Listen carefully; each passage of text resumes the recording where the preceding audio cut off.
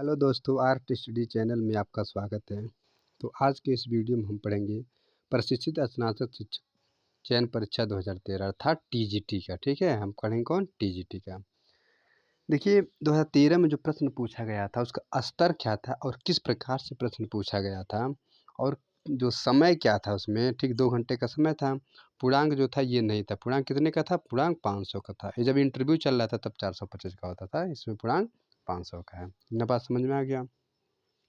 और दूसरी चीज़ में क्या है, इसकी हम पहले जो है हम 2021 का पेपर और 2000 क्या है 16 का और 2021 का पेपर हम आपका हल करा चुके हैं। और आज का इस पेपर में हम कौन सा पढ़ेंगे?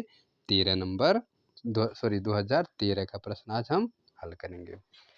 तो आशा करते हैं आप लोग स्वस्थ होंगे और मस्त होंगे। तो देर ना करते हम वीडियो को शुरू करते हैं। प्रश्न नंबर 1 से शुरुआत करते हैं। देखिए हमारा इस वीडियो लाने का मकसद ये है कि जो नए छात्र हैं उनको ये अवगत करा दें कि किस प्रकार से प्रश्न पूछता है और कितने समय रहते हैं और कितने हमें क्या है जो वक्त देना होता है एक प्रश्न पे और किस तरह से हमें हल करना होता है। और हम एक गलती और हम करते हैं, प्रश्न को सही पढ़ते नहीं है, जिसकी वजह से हमारी गलती सबसे बड़ी गलती वही होती है कि हम प्रश्न को सही से पढ़ते नहीं है और क्या है तुरंत विकल्प मारकर निकल जाते हैं। ये सबसे बड़ी गलती है, इसको आप सुधारिए और हमारे साथ हल करिए। कह रहा है कि भारतीय ग्रंथ बृहन संहिता के रचयिता सॉरी उसके रचयिता कौन है आपके? देखिए बारामिहिर। कौन है? बारामिहिर जी है। ठीक, चलिए अब इसके बारे में जो विश्लेषण दिया हुआ ये सबसे बेहद महत्वपूर्ण है। इसका विश्लेषण पढ़ते हैं। बृहद संहिता प्रख्यात खगोल वैज्ञानिक व ज्योतिषाचार्य बारामिहिर द्वारा गुप्त काल में संस्कृत भाषा में लिखा गया एक विश्वकोश है। ठीक, इसको आप ऐसे से पढ़ेंगे तो आपको ज़्यादा समझ में आएगा। एक एक क्वेश्चन ऐसे पढ़िए क्या क्या गलत ना हो। गलत कहाँ से होता है? जब हम प्रश्न को सही से पढ़ते नहीं। जैसे मैंने प्रश्न को ऐसे पढ़ लिया, प्री हिस्टोरी और सन्नत आंसर, ऐसा बिल्कुल नहीं पढ़ना। आपको पढ़ना है कि प्री हिस्टोरिक इंडिया नामक पुस्तक किसकी है। ठीक, क्या पुस्तक की बात कर रहा है तो डब्ल्यू एंडरसन, प्रोफेसर जूनेर, स्टुअर्ट पिगट, डी.एच. गार्डन। ठीक, डी.एच. गार्डन की बात कर रहा है। इसमें आपका आंसर हो जाएगा कौन? 3। ठीक, चलिए स्टुअर्ट पिगट। आगे हम बढ़ते हैं। अगला प्रश्न क्या है देखिए, पहले इसके बारे में थोड़ा सा जानकारी ले लेते हैं। भारत में ठीक प्रागैतिहासिक आलेखनों एवं चित्रों के पिगट की पुस्तक प्री हिस्टोरिक इंडिया 1950 इस विषय की क्या है प्रमाणिक सामग्री से भरपूर है। ठीक, जो 1950 का है जो है ये बना हुआ था विषय, यह प्रमाणित करता है कि इसमें जो हमें क्या है जो प्री हिस्टोरिक प्रागैतिहासिक काल की चित्रकला थी उसके बारे में हमें क्या है स्पष्ट सही से जानकारी को अवगत कराता है। ठीक, चलिए आगे देखते हैं हम लोग। एक एक क्वेश्चन आपके लिए बहुत महत्वपूर्ण क्वेश्चन होगा साबित, क्योंकि चीज़ों को जब हम समझते चलेंगे तो गलती बिल्कुल नहीं होगी। कह रहा पेट्रोग्लिफ संदेश का प्राचीनतम माध्यम निम्न में से किससे संदर्भित करता है? बातें कर रहा पेट्रोग्लिफ संदेश की। तो गुफाओं के रंगों में उकेरे गए रंग, गुफाओं में उकेरे गए चित्र से है और प्रकृति द्वारा किया गया अमूर्त चित्रण से है और अभिलेख से है। तो किससे है हमारा ऑप्शन? ये आपका सही हो जाएगा दूसरा, जो क्या है किससे संबंधित है? वो गुफाओं में उकेरे गए चित्र से संबंधित है। ठीक, चलिए हम आगे तरफ बढ़ते हैं। क्या चीज़ दिया हुआ है? पेट्रोग्लिफ संदेश का प्राचीनतम माध्यम निम्न में से गुफाओं में उकेरे गए चित्र से किससे हैं? जो गुफा में इस तरह से उकेरे गए चित्र बनाए गए थे इससे माना जाता है। ठीक है, चलिए अगला हमारा है देखिए प्रागैतिहासिक भारतीय ऐतिहासिक काल से प्रश्न क्या पूछ रहा है। ठीक, भारतीय ऐतिहासिक काल।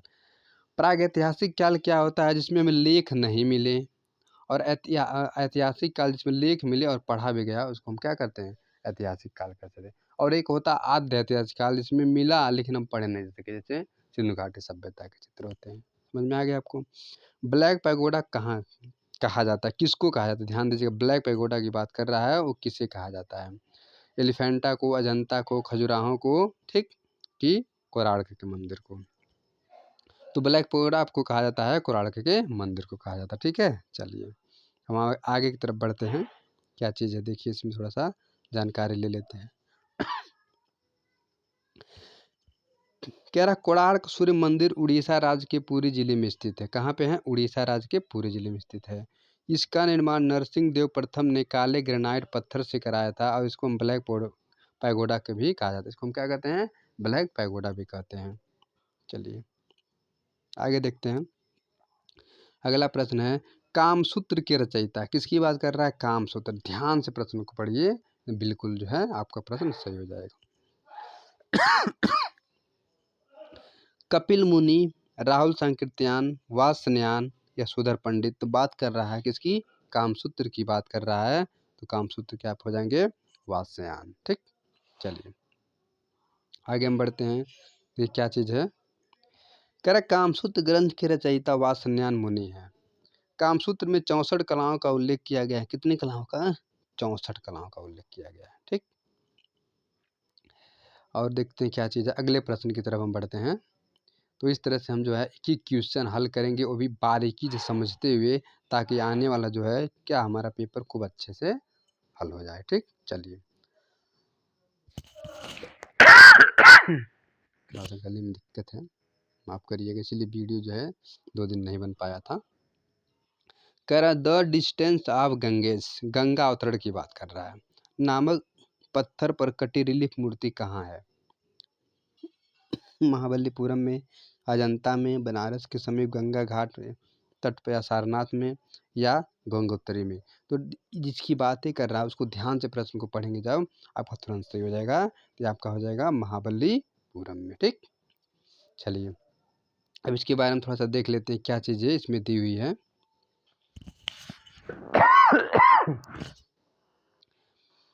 कह रहा महाबलीपुरम को मामल्लपुरम भी कहते हैं। सबसे आश्चर्यजनक मूर्ति यह है जिसमें गंगा अवतरण से संबंधित भागीरथी की तपस्या का दृश्य अंकित किया गया है। इस दृश्य में यश इत्यादि भागीरथ के साथ तपस्या में लगे हुए यह दृश्य अत्यंत प्रभाव उत्पादक बना है, और यह मूर्ति में अर्जुन को तपस्या करते तथा ब्रागस्य को आशीर्वाद देते हुए दिखाया गया है। ठीक है, तो अगर इसके नीचे का जब हम पढ़ते हैं तो हमें कई क्वेश्चन याद आते हैं, अभी हम बता रहे हैं आपको।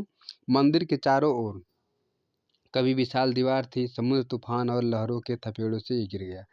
देखिए जब हम प्रश्न हल करते हैं, एक तो हम हल कर रहे हैं, दूसरा इसके इर्द गिर्द से हमें क्या है, विभिन्न प्रकार के प्रश्न हमें मिल रहे हैं। जैसे ये वाला हो गया, ठीक, इस तरह से अर्जुन तपस्या पूछ सकता है, और इसमें लहरों को थपेड़ा गया समुद्र से, ऐसे ऐसे क्वेश्चन पूछेगा तो आपको कोई दिक्कत नहीं होगा। इसलिए यहाँ जो है इस प्रश्न में जो क्या है, नीचे जो कंटेक्ट दिया होता है उसको बिल्कुल ध्यान से पढ़िए और प्रश्न को तब जाकर हल करिए।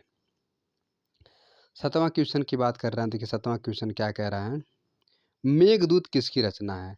कालिदास, बाणभट्ट, वाल्मीकि, कपिल मुनि। तो ये आपका आंसर हो जाएगा कालिदास। ठीक है, चलिए अब इनके बारे में थोड़ा सा पढ़ते हैं। कालिदास क्या क्या कौन सा ग्रंथ लिखे हैं? 7 ग्रंथ लिखे, कौन कौन है? कालिदास के 7 ग्रंथ की रचना की है। रघुवंश, कुमार संभव, मेघदूत, ऋतु संहार, मालविकी निमित्रम और विक्रमोर्वशीय तथा अभिज्ञान शकुंतलम। इनमें से प्रथम 2 क्या है? प्रथम 2 ये अर्थ हम समझिए, ये दोनों क्या है? महाकाव्य हैं। उसके बाद 2 जो खंड बता रहे हैं उसके बाद, ये दोनों खंड क्या है? खंड काव्य। और बच्चे जो 3 हैं ये सभी संस्कृत भाषा में, ये नाटक है। जो बचे जो 3 हैं ये क्या है? नाटक है। चलिए आगे हम देखते हैं। और सब संस्कृत भाषा में क्या है? लिखी गई है। भाषा भी आपको पूछ सकता है। फिर कह रहा है अगला कर 8वां नंबर क्या चीज़ है? ध्यान से पढ़िए। भरहुत स्तूप का काल, किसकी बात कर रहा है? भरहुत स्तूप का काल है शुंग का काल, गुप्त काल, चालुक्य काल और चंदेल का काल। तो बात कर रहे हैं हम भरहुत। तो भरहुत आपका क्या है? शुंग के समय। कब के समय का है? शुंग के समय का है। ठीक, चलिए आगे देखते हैं हम क्या चीज़ें दी हुई हैं। शुंगों के शासन काल में निर्मित शुंगकालीन मूर्तिकला का दूसरा मुख्य केंद्र भरहुत है, जो मूर्तिकला के दृश्य से बहुत महत्वपूर्ण है, और यह मध्य प्रदेश के सतना जिले में स्थित है। कहाँ है? मध्य प्रदेश के सतना जिले में स्थित है। तो इसके नीचे वाला भी क्या है? बहुत आपके लिए साबित होगा, सिद्ध। अगले हम प्रश्न की तरफ पढ़ते हैं। अगला प्रश्न क्या कह रहा है? ध्यान से पढ़िए पहले। कह रहा कोणार्क किस देवता का मंदिर है? देवता की बात कर रहा है। ब्रह्मा जी का, सूर्य जी का, विष्णु जी का या शिव जी का? तो आपको आंसर देना है फटाफट। सूर्य जी का। किसका है? सूर्य जी का है। चलिए अब हम आगे तरफ पढ़ते हैं, कुछ इसके बारे में दिया है। उड़ीसा की राजधानी भुवनेश्वर के पास समुद्र तट पर कोणार्क की शिल्प कला श्रेष्ठ है। कोणार्क में सूर्य भगवान का मंदिर है। देखने में यह मंदिर टूटा हुआ है। इसे 1245 से 56 ईस्वी के नरसिंह देव प्रथम ने बनवाया था। यह सूर्य भगवान के रथ के आकार का मंदिर है और इसके विमान तथा जगमोहन पर 24 चक्कों द्वारा संयुक्त है, जो भारत के क्या अश्व द्वारा खींचा जाता है। ठीक है, तो इस तरह से हमारा क्या हो जाएगा, सही हो जाएगा। चलिए अब आगे हम बढ़ते हैं। अगला प्रश्न हमारा क्या है, देखते हैं अगले प्रश्न की तरफ।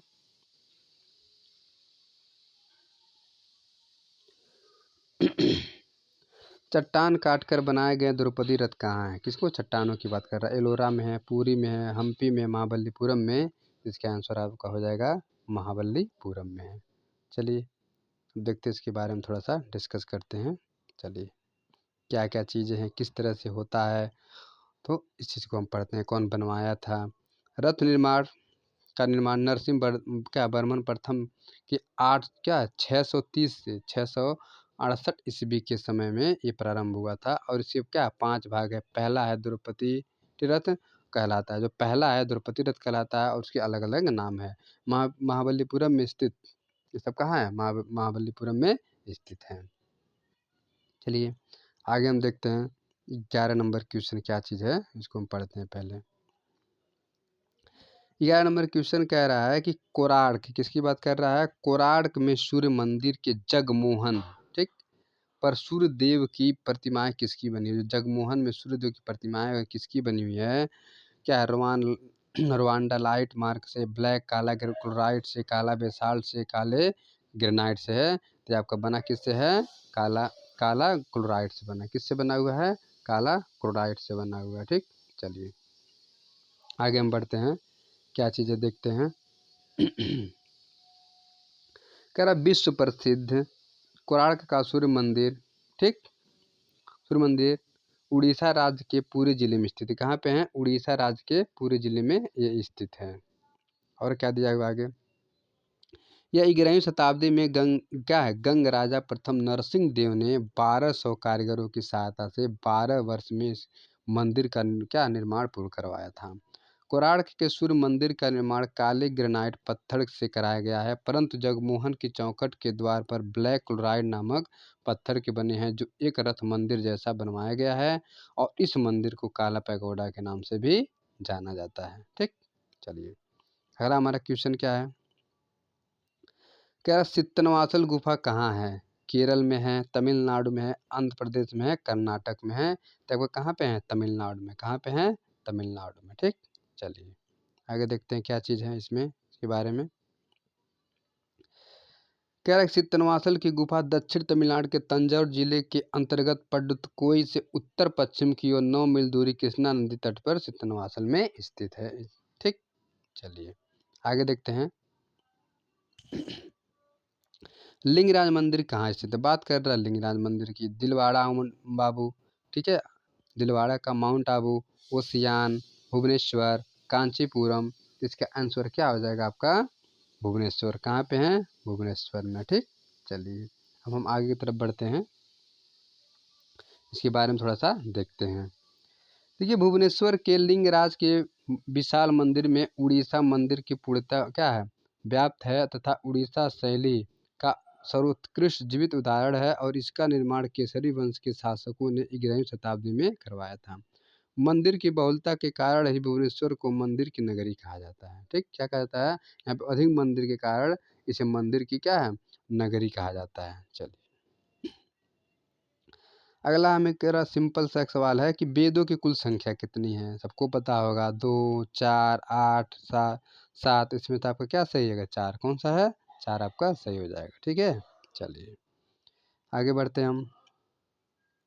भारतीय पौराणिक ग्रंथों में 4 वेदों की गणना की गई, जिसमें से ऋग्वेद सबसे प्राचीन वेद माना गया है। वेदों की रचना संस्कृत भाषा में की गई है। सबसे पहले कला शब्द का उल्लेख हमें ऋग्वेद में देखने को मिलता है। और 4 वेद कौन कौन है? ऋग्वेद, सामवेद, यजुर्वेद और अथर्ववेद। ठीक, गले में थोड़ा सा दिक्कत है जिसकी वजह से समस्या हो रही, लेकिन थोड़ा सा हेल्प करिएगा आप भी लोग। चीज़ों को समझिए जो हम बताने की कोशिश कर रहे हैं आप लोगों को, ठीक है। चलिए, कह रहा है क्या कि myths and symbols in Indian art and civilisation नामक पुस्तक के लेखक कौन है?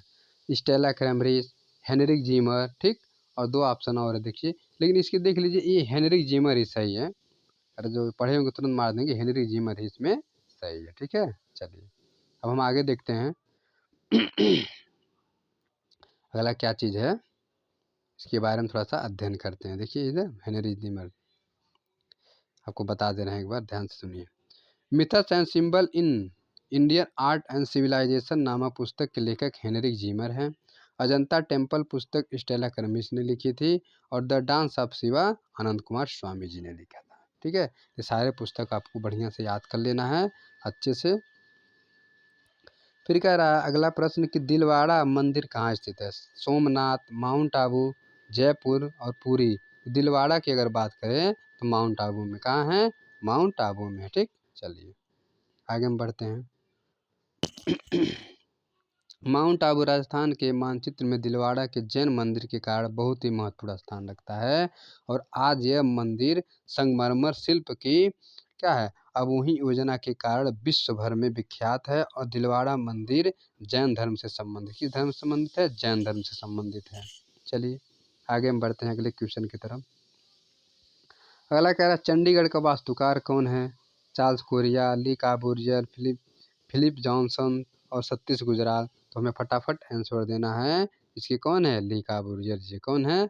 ली काबूरियर। चलिए आगे बढ़ते हैं, इनके बारे में देखते हैं। चंडीगढ़ के वास्तुकार स्विस फ्रेंच ली काबूरियर थे। चार्ल्स कोरिया भारत भवन भोपाल के वास्तुकार हैं तथा सतीश गुजराल भारत के वास्तुकार हैं। समझ में आ गया आपको? आगे देखिए, कह रहा है कि अप्पू, ये अप्पू जो शब्द जो है प्रतिनिधित्व करता है, किसका प्रतिनिधित्व करता है? अप्पू का घर से, जैमिनी सर्कस का, ओलंपिक खेलों का, एशियाई खेलों का। तो आपका आंसर हो जाएगा कौन से खेलों का संबंधित है? फटाफट इसका आंसर दीजिए आप लोग। चलिए कोई बात नहीं, ये आपका हो जाएगा एशिया। एक सेकेंड, सो ये आपका हो जाएगा एशिया, ठीक। एशियाई खेल से संबंधित है। चलिए अगले हम पढ़ते हैं। क्या है ये जो किसका प्रतिनिधित्व कर रहा है? एशियाई खेलों का प्रतिनिधित्व करता है कौन? अप्पू। अब हम पढ़ेंगे अजंता चित्रकला की कला। विख्यात महेश मूर्ति राक कट मूर्ति कहाँ स्थित है? किसकी बात कर रहा है? क्या है? महेश मूर्ति की। तो सारनाथ, एलिफेंटा, अमरावती और क्या है? सिंगरिया। तो आपका आंसर हो जाएगा क्या है? एलिफेंटा। क्या हो जाएगा? एलिफेंटा में आपका, ठीक है। चलिए अब उसके बारे में थोड़ा देखते हैं क्या चीज़ें हैं ये, कहाँ पे हैं और किस तरह से है ये। चलिए देखिए, एलिफेंटा की गुफाएं मुंबई समुद्र तट से 6 मील अंदर एक टापू पर स्थित है जो चारों तरफ से समुद्र से घिरा हुआ है। एलिफेंटा के द्वार पर हाथी बनने के कारण पुर्तगालियों ने इसका नाम एलिफेंटा रखा, जबकि प्राचीन नाम धारापुरी था। और हाथी की प्रतिमा वर्तमान समय में विक्टोरिया गार्डन संग्रहालय मुंबई के बाहर में रखी हुई है, ठीक है। चलिए आगे देखते हैं। अगला क्वेश्चन क्या है, ध्यान से पढ़िए आप लोग। क्वेश्चन कह रहा है कि बाघ गुफा किस जनपद में है? तो दामोह जनपद, रेवा जनपद, रतलाम जनपद या धार जनपद। तो आपका सही हो जाएगा धार जनपद। कहाँ है? धार जनपद। कहाँ पड़ता है? एमपी मध्य प्रदेश में पड़ता है धार जिला। बाघ की गुफा मध्य प्रदेश के धार जिला में स्थित है, बाघ नामक गांव के पास में है। बाघ गुफा बौद्ध धर्म से संबंधित है और इस मंदिर में कुल 9 गुफाएं प्राप्त होती हैं, ठीक है। चलिए आगे हम देखते हैं अगला क्वेश्चन क्या हमारा है, ध्यान से पढ़िए। कह रहा है कि पद्मपाणी बोधिसत्व कहाँ है? मतलब किस गुफा में? अजंता में है, बादामी में है, एलोरा में है कि क्या एलिफेंटा में है? तो आप कहाँ है? अजंता गुफा में। किस गुफा में है? अजंता की गुफा में है, ठीक। चलिए अब हम आगे तरफ बढ़ते हैं। अगला देखिए क्या चीज़ है, इसके बारे में थोड़ा सा डिस्कस कर लेते हैं, तब हम पढ़ते हैं आगे तरफ। अजंता की गुफा महाराष्ट्र राज्य में स्थित है और अजंता में कुल 30 गुफाएं हैं। और अजंता की पहली गुफा का निर्माण 500 ईस्वी से 625 ईस्वी के मध्य हुआ था। और ये शिव जातक, वज्रपाणी एवं पद्मपाणी बोधिसत्व के चित्र यहाँ पर स्थित है और बहुत सारे इसमें चित्र पाए जाते हैं गुफा नंबर 1 में, ठीक है। चलिए अगला हमारा क्वेश्चन क्या कह रहा है, ध्यान से पढ़िए आप लोग। कल कन्हेरी गुफा, कन्हेरी गुफा कहाँ है? मद्रास में है, मुंबई में है, त्रिवेंद्रम में है कि क्या है? भुवनेश्वर में कहाँ है? तो कन्हेरी की अगर बात करेगा तो आपके कहाँ है? महाराष्ट्र या मुंबई में। ठीक, चलिए हम आगे तरफ बढ़ते हैं अब। अगला कह रहा है मुंबई महानगर की सीमा में बोरीवली रेलवे स्टेशन से लगभग 8 किलोमीटर की दूरी पर कन्हेरी गुफा स्थित है और यहाँ पर पहाड़ी की चट्टानों को काट छाट कर 90 गुफाओं का निर्माण किया गया है। कितने? 90 गुफाओं का निर्माण किया गया। ठीक, चलिए हम आगे तरफ बढ़ते हैं अब। 23 नंबर क्वेश्चन क्या कह रहा है, ध्यान से पढ़िए। कह रहा अजंता के चित्रों का विषय क्या था? किसकी बात कर रहा है? अजंता के चित्रों का विषय की। हिंदू धर्म, बौद्ध धर्म, जैन धर्म, इस्लाम धर्म। तो अजंता की अगर बात करेंगे आप तो बौद्ध धर्म से संबंधित था। चलिए आगे देखते हैं हम। अजंता का संदर्भ एक और क्या है? एक और रूप से भी है। यो मैत्रेय बुद्ध क्या है? बुद्ध भविष्य में अवतरित होने वाले बुद्ध के क्या अजित कहा जाता है। और अतः बौद्ध धर्म से संबंधित गुफाओं अजंता के नाम फिर क्या है? अजंता के नाम में उचित रखता है। अजंता में सबसे ज़्यादा नहीं, बौद्ध धर्म ही आप पाएंगे और कोई धर्म इसमें नहीं पाएंगे। चलिए आगे देखते हैं हम। बातें कर रहा है सिंगरिया जो गुफा है कहाँ, क्या मतलब किस देश में स्थित है?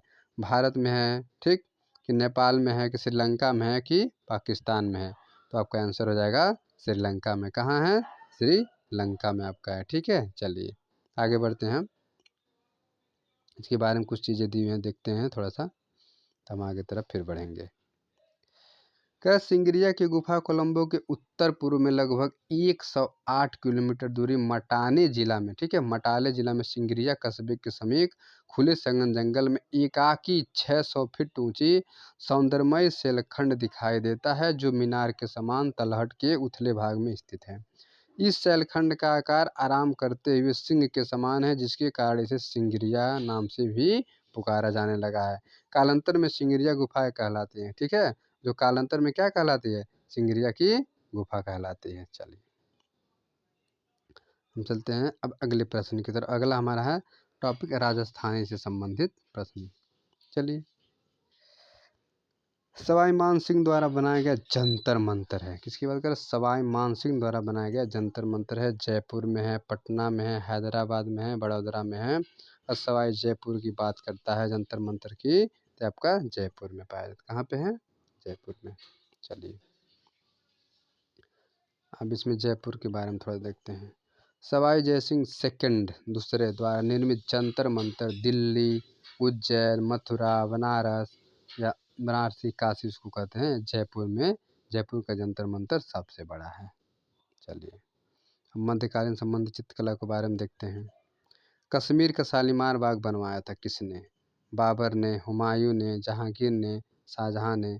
तो इसकी हम बातें करें तो कौन बनवाया था? तो आपके बनवाए थे कौन? ये जहांगीर। कौन? जहांगीर बनवाए थे। चलिए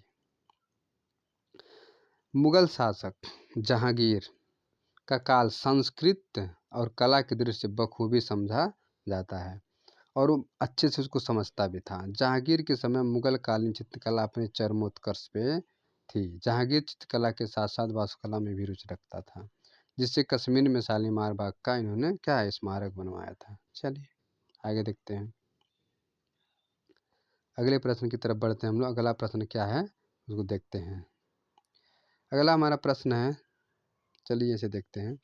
मुगल चित्रकला का विकसित हुआ, मुगल चित्रकला विकसित हुई बाबर के समय, अकबर के समय, औरंगजेब के समय, हुमायूं के समय। तो सबसे ज़्यादा किसके समय विकसित हुई थी? अकबर के समय में हुई थी। किसके समय में?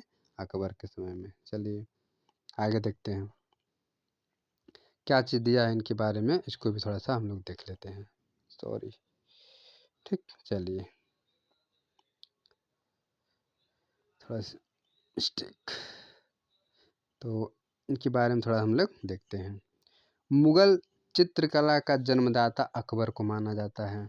जन्मदाता की अगर बात करें तो अकबर को माना जाता है और इसी के समय में मुगल चित्रकला बहुत ही विकसित हुई तथा उत्कर्ष पर पहुंची और इसके द्वारा विकसित की गई मुगल चित्रकला को चरमोत्कर्ष पर लाने का कार्य जहांगीर ने किया और उसके समय की कला को मुगल चित्रकला का स्वर्णकाल कहा जाता है। क्या कहा जाता है?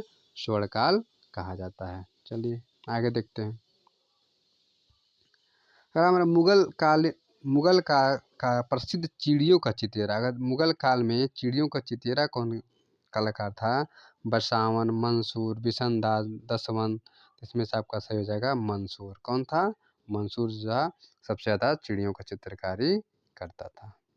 चलिए आगे देखते हैं। मंसूर चित्रकार पशु पक्षी वनस्पतियों का चित्रण में सिद्धस्त था। तुर्की मुर्गा, चकोर पक्षी, फारस के बादशाह द्वारा भेंट स्वरूप भेजा गया बाज पक्षी आदि का विश्व प्रसिद्ध चित्र मंसूर द्वारा चित्रित किया गया। वाज पक्षी का यह चित्रण क्या है? कलकत्ता संग्रहालय में प्रदर्शित है। कहाँ पे है? कलकत्ता के संग्रहालय में प्रदर्शित है। ठीक, चलिए अगला हम देखते हैं क्या क्वेश्चन क्या कह रहा है। बनी ठनी पेंटिंग जिस दरबार की चित्रकारी की रचना है, किसकी बात कर रहा है? बनी ठनी पेंटिंग की। तो किसमें? सिख है, शाहजहां, मांडू, किशनगढ़। तो सबको पता है किशनगढ़ किसकी फेमस है, जो बनी ठनी, ये किशनगढ़ के लिए फेमस है। चलिए हम आगे बढ़ते हैं। अगला प्रश्न हमारा क्या है, इसके बारे में थोड़ा देख लेते हैं, तब अगले प्रश्न की तरफ बढ़ते हैं। कह रहा किशनगढ़ शैली की बनी ठनी लियोनार्दो दा विंची की कृत मोनालिसा के समान है, समकक्ष है, जिसे विश्व का सर्वोत्कृष्ट माना जाता है। किसके समान माना जाता है? मोनालिसा के समान चित्र को माना जाता है। अगला हमारा क्वेश्चन कह रहा आईने अकबरी का मुख्य चित्रकार कौन है? केशुदास, अबुल फजल, शमशाद, मौलाराम। तो बातें करें हम इनकी अबुल फजल की बातें करेंगे। ठीक है, चलिए देखते हैं कि आईने अकबरी के नवरत्नों में से एक अबुल फजल द्वारा रचित चित्रित अकबरनामा का एक भाग है। क्या है? अकबरनामा का एक भाग है। हम बढ़ते हैं आगे की तरफ। आधुनिक चित्रकला से संबंधित प्रश्न। आधुनिक चित्रकला से संबंधित national gallery of modern art स्थित है पणजी में, नई दिल्ली में, जोधपुर में, जयपुर में। अगर नेशनल गैलरी की अगर बात करेगा आपका तो नई दिल्ली में। कहाँ पे है? नई दिल्ली में है। चलिए आगे बढ़ते हैं हम लोग। कह रहा है कि national gallery of modern art नई दिल्ली में स्थित है और इसकी स्थापना 29 मार्च 1954 ईस्वी में हुई थी। कब? 29 मार्च 1954 ईस्वी में हुई थी। चलिए आगे तरफ देखते हैं। अगला क्वेश्चन है ज्ञानपीठ पुरस्कार संबंधित है, किससे संबंधित है? कला से, साहित्य से, नाटक से, संगीत से। तो हमारा किससे संबंधित है? साहित्य से संबंधित है। किससे संबंधित है? साहित्य से संबंधित है। और इसमें क्या क्या दिया जाता है इसको देख लेते हैं। ज्ञानपीठ पुरस्कार भारतीय ज्ञानपीठ न्यास द्वारा भारतीय साहित्य के लिए प्रदान किया जाता है और जाने वाला सर्वोच्च साहित्यिक पुरस्कार है। और इसकी स्थापना 1861 ईस्वी में हुई थी और इसमें पुरस्कार के स्वरूप में 11 लाख रुपए और एक प्रशस्ति पत्र और बागदेवी या सरस्वती देवी की एक कांस्य प्रतिमा इसमें दी जाती है। किसमें? जो आपका ज्ञानपीठ पुरस्कार होता है। आगे बढ़ते हैं हम। कितना महत्वपूर्ण क्वेश्चन है जो आपको इसका देखने को मिल रहा है। क्या निम्नलिखित में से किसके द्वारा कांस्य मूर्ति की निर्मित की गई? किसके द्वारा कांस्य मूर्ति की निर्माण हुआ था? तो हम विकल्प देखते हैं कौन कौन सा दिया हुआ है। चलिए देखते हैं आगे। अब यहाँ पे यही वाला है आपका, कोई बात नहीं, देख लीजिए इसी तरह से ही। कह रहा है कि राम कुमार, गगननाथ टैगोर, शांति देवी और सोमनाथ और आपकी कौन थे? सोमनाथ और जी सही थे। चलिए अब इसमें थोड़ा सा जानकारी लेते हैं इस चीज़ को, तब आगे तरफ फिर बढ़ेंगे हम लोग। चलिए कह रहे कि बांग्लादेश में जन्मे सोमनाथन ने सुप्रसिद्ध ग्राफिक कलाकार के रूप में अपना सृजन प्रारंभ किया और आपने लास्ट बैक प्रोसेस के माध्यम से व्यक्ति व वियतनाम के स्वतंत्रता संग्रामियों को तराशा है और आप कांस्य ढलाई पद्धति में आर्मेचर यानी कि प्रारंभिक ढांचा हवा से बनाने वाली छेद इधर उधर से निकलने व टूटे पाइपस व मानव के अस्पंजरों का निर्माण करते हैं। ठीक है, ये सब ऐसे ऐसे कलाकार हैं जो आधुनिक कला में जाने जाते हैं। चलिए अब हम देखते हैं अगला। राजा रवि वर्मा के बारे में पूछ रहा है कि राजा रवि वर्मा जी की जो है मृत्यु किस वर्ष हुई थी? ठीक है, तो 1906 में, 1918 में, 1941 में, 1921 में। इनका मृत्यु होता है 1906 ईस्वी में। ठीक है, चलिए आगे तरफ हम देखते हैं। 2 अक्टूबर सन 1906 ईस्वी को कला के कर्म करते हुए त्रिवेंद्रम के निकट आर्टिंगल के महान कलाकार राजा रवि वर्मा का दिवंगत राजा रवि वर्मा भारतीय चित्रकला के पितामह कहा जाते हैं। ठीक है, इनका मृत्यु 2 अक्टूबर 1906 ईस्वी में हुआ था। चलिए आगे तरफ हम बढ़ते हैं। अगला क्या है, कह रहा भारतीय विषयों को पाश्चात्य शैली में किसने चित्रित किया? सुधीर खास्तगीर, जामिनी राय, अमृता शेरगिल, चित्तनारायण मजूमदार। इसका आंसर हो जाएगा अमृता शेरगिल जी। ठीक, चलिए आगे हम लोग बढ़ते हैं। अगला क्या कह रहा है तो अच्छे से समझते हुए हमें चलना है। ठीक, चलिए इसमें देखिए क्या चीज़ है, इसको पहले पढ़ लेते हैं। अमृता शेरगिल पेरिस की कला विद्यालय से क्या पाश्चात्य शैली में शिक्षा प्राप्त करने के बाद जब भारत वापस आकर भारतीय विषयों को पाश्चात्य शैली में चित्रित किया था। ठीक है, चलिए आगे हम लोग बढ़ते हैं। अगला प्रश्न देखिए कितना बढ़िया है, सब आधुनिक कला से पूछा है। कह रहा कि अपने चित्रों में बिंदी का प्रयोग करने वाले कलाकार का नाम बताइए। सुबोध गुप्ता, अंजू डोंडिया, भारती खेर और क्या है रियाज कोमू। इसमें से आपके सही हो जाएंगे भारती खेर। कौन? भारती खेर जी। चलिए आगे बढ़ते हैं। कह रहा भारती खेर का जन्म 1969 ईस्वी को लंदन में हुआ था। भारती खेर अपने चित्रों में बिंदी का प्रयोग करती थी और यह भारत के इंद्रालेशन कलाकार हैं और सुबोध गुप्ता की पत्नी है और वर्तमान में भारती खेर नई दिल्ली में है। ठीक है, चलिए आगे देखते हैं। अगला हमारा विकल्प ध्यान से पढ़िए तब उसका आंसर दीजिएगा आप लोग। भारतीय आधुनिक चित्रकला का इतिहास प्रारंभ होता है बंगाल से, कलकत्ता स्कूल से और मद्रास स्कूल से, लखनऊ स्कूल से। अगर हम इसकी बातें करें बंगाल स्कूल से। कहाँ शुरू होता है आधुनिक कला? बंगाल स्कूल से शुरू होता है। चलिए इसके बारे में थोड़ा देख लेते हैं। कह रहा 19वीं शताब्दी के परिवर्तन युग में भारतीय कला का जगत में अवनींद्रनाथ ठाकुर ने महत्वपूर्ण भूमिका निभाई और इस शैली का जन्म तत्कालीन परिस्थितियों के कारण हुआ और अवनींद्रनाथ के ऐतिहासिक क्रांतिकारी विचारों एवं ए.वी. हेवेल के भारतीय कला के प्रति उदार व्यवहार ने बंगाल शैली को जन्म दिया और बंगाल शैली या बंगाल स्कूल से ही भारतीय आधुनिक चित्रकला का इतिहास आरंभ होता है। ठीक है, चलिए आगे देखते हैं हम लोग। अगला प्रश्न क्या चीज़ें हैं उसको हम लोग हल करते हैं तब। ठीक है, तो पूरा वीडियो को लाइन पर बने रहिएगा, आपको अच्छे से समझ में आएगा। चलिए 38 नंबर क्वेश्चन क्या कह रहा है, ध्यान दीजिए। कह रहा है लखनऊ के रविंद्रालय पर बना म्यूरल किस कलाकार का है? तो कौन है ये? के.जी. सुब्रमण्यम जी। कौन है? के.जी. सुब्रमण्यम जी हैं। चलिए आगे देखते हैं इनके बारे में थोड़ा सा।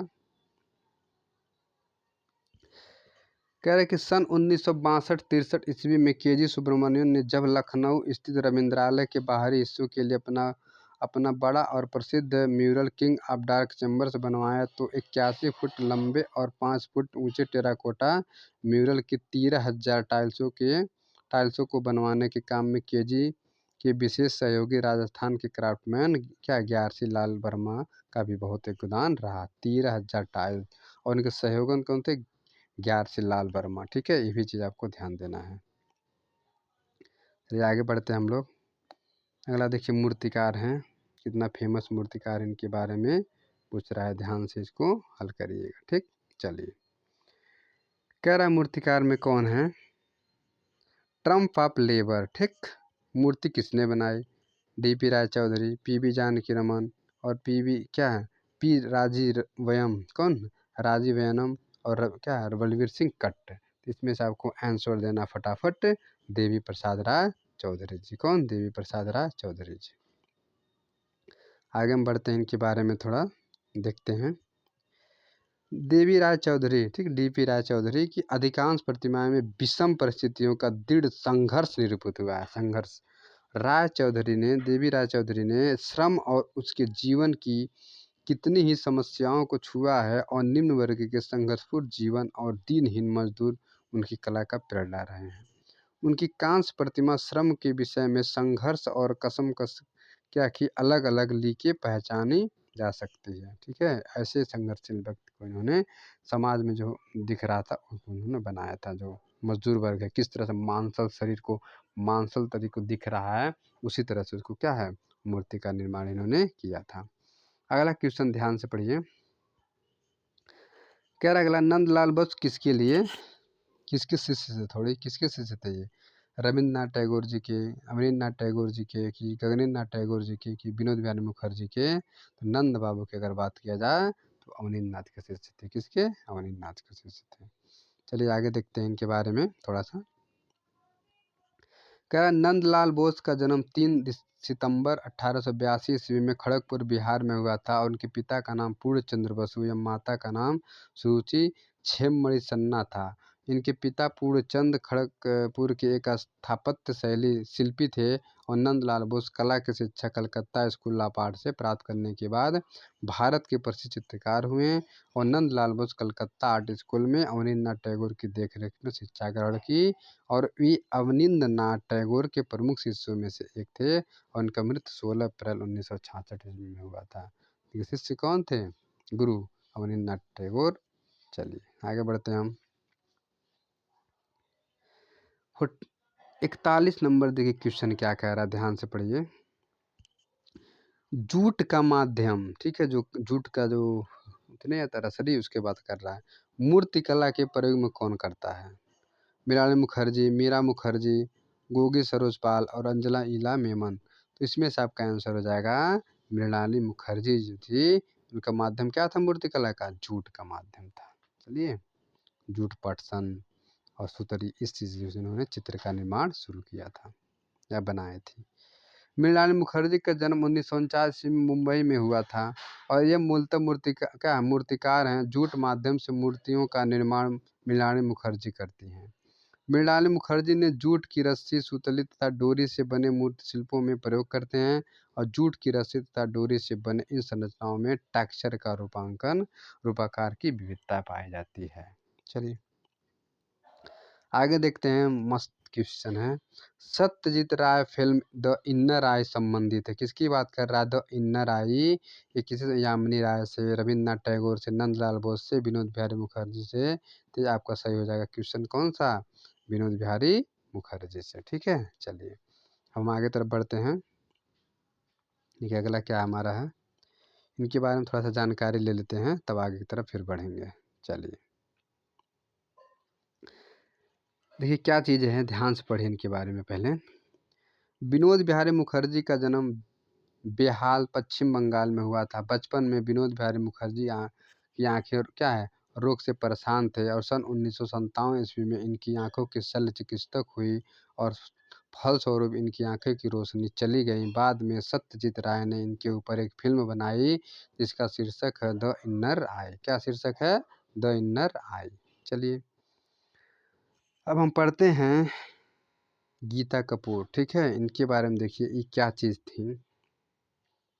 कह रहा गीता कपूर कौन है, चित्रकार हैं, मूर्तिकार हैं, प्रिंट मेकर है और इतिहास तथा कला समीक्षक हैं। तो अगर गीता कपूर की बात करें तो इतिहासकार हैं। क्या हैं, इतिहासकार हैं। चलिए आगे तरफ हम लोग बढ़ते हैं।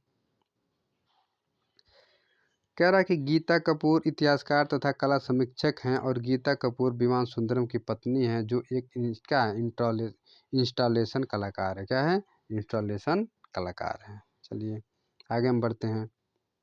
44 नंबर क्वेश्चन, ध्यान से पढ़िए।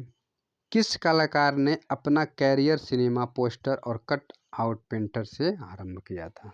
ठीक है, तो सतीश गुजराल, एन.एस. बेंद्रे, एम.एफ. हुसैन और क्या है, अभियंश सुजा। तो इसमें से आपको आंसर देना है, कौन थे, ये आपके थे एम.एस. हुसैन साहब जी थे जो ऐसी चित्रकारी को किए थे। चलिए इनके बारे में थोड़ा देखते हैं। एम.एफ. हुसैन का जन्म 1916 ईस्वी में सोलापुर महाराष्ट्र में हुआ था। सर जे स्कूल लापाट से कला डिप्लोमा प्राप्त करने के बाद अपने career cinema poster cut out painter से प्रारंभ शुरू किए थे। ठीक, चलिए अगला क्वेश्चन को ध्यान से पढ़िए क्या कह रहा है। 45 नंबर क्वेश्चन कि यामिनी राय की प्रसिद्ध कृति माँ और शिशु चित्र का माध्यम क्या है, कैनवास पर तैल रंग, कैनवास पर टेम्परा और उसके बाद टेम्परा और वास। तो आपको फटाफट आंसर देना है क्या, टेम्परा। ठीक है, तो इसका आपका आंसर सही हो जाएगा टेम्परा। चलिए आगे देखते हैं हम क्या चीज़ें हैं। कह रहा है कि यामिनी राय का प्रसिद्ध चित्र माँ और शिशु टेम्परा माध्यम में बना है और यामिनी राय का जन्म 1887 ईस्वी में बेलियातोड़ बांकुरा पश्चिम बंगाल में हुआ था। यामिनी राय ने बंगाल की लोक कला को अपना माध्यम बनाया था और यामिनी राय का चित्र रथ पर राजा रानी टेम्परा माध्यम में बनाया गया है। किस माध्यम में? टेम्परा माध्यम में बनाया गया है। चलिए हम आगे तरफ बढ़ते हैं। कह रहा है कलमकारी, 6 नंबर क्वेश्चन कह रहा है कि कलमकारी का संबंध किस राज्य से है? आंध्र प्रदेश से है, उत्तर प्रदेश से, बिहार से है कि छत्तीसगढ़ से है? अगर हम कलमकारी की बात करें तो आंध्र प्रदेश से है। कहाँ से संबंधित है ये? आंध्र प्रदेश से संबंधित है। चलिए अब देखते हैं इसके बारे में थोड़ा सा। लोक कला आंध्र प्रदेश हैदराबाद की कलमकारी लोक कला की परंपरा, रेखा तथा रंग की निरंतरता प्रतिबिंब होती है, जो भारतीय कला की अपनी एक विशिष्टता है। ठीक है, जिसमें फटाफट प्रश्न को हल कर रहे हैं। समझाने का हमने एक एक वीडियो डाला है जो भारतीय कला के एक एक कलाकार हैं उनके बारे में स्पष्ट हम क्या है बताते चल रहे हैं। ये तो आपका प्रश्न हल करा रहे हैं 2013 का। ठीक है, देखिए कह रहा है कि उस समकालीन भारतीय चित्रकार का नाम बताइए जिसमें अयास श्रृंखला का सृजन किया था। मंजीत बाबा, गणेश अहोली, लक्ष्मण गौड़ा, ए रामचंद्रन। तो इसका आंसर से हो जाएगा ए रामचंद्रन। ठीक है, चलिए इनके बारे में थोड़ा देखते हैं। अयात महाकाव्य, एप्लिक म्यूरल, काली पूजा, यादवों का अंत, नागदा का कमल सरोवर, उर्वशी का चित्र ए रामचंद्रन ने बनाया था। और ए रामचंद्रन के जीवन पर आधारित विक्रम सिंह ने लोटस ऑफ पांड नामक फिल्म भी बनाई थी। और ए रामचंद्रन का जन्म 1935 में केरल में हुआ था और इनको भारत सरकार 2005 में पद्म भूषण से सम्मानित किया था। चलिए नेक्स्ट हम देखते हैं अगला क्वेश्चन। अगला क्वेश्चन क्या चीज़ है उसको पढ़ते हैं, उसके बाद हल करते हैं। चलिए बातें कर रहा है कि मारिया मिरांडो कौन है? तो मारिया मिरांडो सबको पता है, ये क्या थे? ये कार्टूनिस्ट थे। मारिया मिरांडो क्या थे? कार्टूनिस्ट थे। चलिए इनके बारे में थोड़ा सा देख भी लेते हैं किस किस तरह से कला को बनाते थे। चलिए मारिया मिरांडो का जन्म दमन में हुआ। कहाँ हुआ था? दमन में। और ये भारत के एक प्रसिद्ध कार्टूनिस्ट कलाकार हैं। भारत सरकार ने इनको 1988 में पद्म श्री, 2002 में पद्म विभूषण से सम्मानित किया। और इनके कार्टून कई वर्षों से द टाइम्स ऑफ इंडिया और इकोनॉमिक्स टाइम्स में प्रकाशित किए जाते हैं। और इनको क्या है? मारिया विशेष तौर पर इंस्टॉलेशन वीकली के लिए बनाए गए कार्टून के लिए जाना जाता है। ठीक है, चलिए अगला प्रश्न क्या है? तो अगला प्रश्न आप लोग पढ़िए। अगला प्रश्न क्या कह रहा है? एक सेकेंड, टेक्निकल प्रॉब्लम है, इसको हल करते हैं पहले। चलिए अगला प्रश्न पढ़िए ध्यान से और उसका हमें आंसर दीजिए। ठीक, चलिए प्रश्न क्या कह रहा है? प्रश्न कह रहा है कि वह कलाकार, ठीक है, वह कलाकार जिसने लोक कला को अपनी चित्र शैली के रूप में अपनाया। बातें कर रहा है अपनी चित्र शैली के रूप में अपनाया। मदन लाल नागर, बद्रीनाथ आर्य, यामिनी राय और ललित मोहन सेन। इसमें से आपको फटाफट आंसर देना है। विकल्प क्या सही होगा? इसका आपका विकल्प हो जाएगा यामिनी राय, जो क्या है लोक कला के लिए बहुत ज़्यादा फेमस थे। चलिए आगे देखते हैं, इनके बारे में थोड़ा देखते हैं। सन 1921 में लगभग 34 वर्ष की अवस्था में, ठीक है, ध्यान बंगाल की लोक कला और बिहार के पटचित्रण की ओर गया। यामिनी राय लोक कला से प्रेरणा ग्रहण करने के लिए सतत प्रयत्नशील रहे। किसके लिए? लोक कला को ग्रहण करने के लिए सतत प्रयत्नशील रहे। आगे देखते हैं हम। कह रहा है कि हनीमा टेराकोटा किस देश से संबंधित है? चीन से है, जापान से है, कोरिया से है कि थाईलैंड से है? अगर हम हनीमा की बात करेंगे तो जापान से संबंधित है। कहाँ संबंधित है? जापान से संबंधित है। चलिए आगे देखते हैं हम। हनीमा टेराकोटा जापान की एक कला है। इसमें गोंद मिश्रित मिट्टी का प्रयोग कला सर्जन हेतु किया जाता है। ठीक है, चलिए अगला हमारा प्रश्न क्या है, ध्यान से पढ़िए। भारत कला भवन किसकी बात कर रहा है? भारत कला भवन जो बनारस में है की स्थापना किसने की? महत्वपूर्ण योगदान पंडित मदन मोहन मालवीय, राय कृष्णदास, आनंद कृष्णदास और पंडित जवाहरलाल नेहरू। इसमें से आपका हो जाएगा भारत का भवन के, बनारस की बात करें तो राय कृष्णदास। कौन थे? रायकृष्ण दास जी थे। चलिए इनके बारे में थोड़ा सा देखते हैं, बहुत अच्छे थे भी कलाकार। राय कृष्णदास का जन्म 1902 ईस्वी में बनारस में हुआ था। भारत कला भवन, संग्रहालय, काशी हिंदू विश्वविद्यालय, समृद्ध कला संग्रह राय कृष्णदास के कला संस्कृति प्रेम राष्ट्र के प्रति निष्ठा जीवन का एक उदाहरण है। विशिष्टता यह है कि जिस समय अंग्रेज के वर्चस्व से भारतीय लेखक भी प्रभावित थे, उस समय हिंदी में भारतीय चित्रकला व भारतीय मूर्तिकला का ग्रंथ की रचना का राष्ट्र गौरव बढ़ाया था। कौन? ये आपके थे रायकृष्ण दास जी थे। चलिए अगला हमारा प्रश्न क्या है, ध्यान से पढ़िए। कह रहा मदर टेरेसा सीरीज किसकी है या किसने बनवाई? गणेश पायन, विकास भट्टाचार्य, एफ.एम. हुसैन, ठीक, मकबूल खुदा हुसैन को बोला जाता है, पी.टी. रेड्डी। इसका फटाफट आपको जवाब देना है 3 एम.एफ. हुसैन साहब जी। कौन? एम.एफ. हुसैन जी थे। चलिए आगे देखते हैं इनके बारे में थोड़ा सा। एम.एफ. हुसैन की मदर टेरेसा, माधुरी दीक्षित आदि अत्यंत महत्वपूर्ण चित्र है। मदर टेरेसा चित्र भावपूर्ण विलक्षण कृत है। ठीक है, क्या है? एक भावपूर्ण विलक्षण कृत है।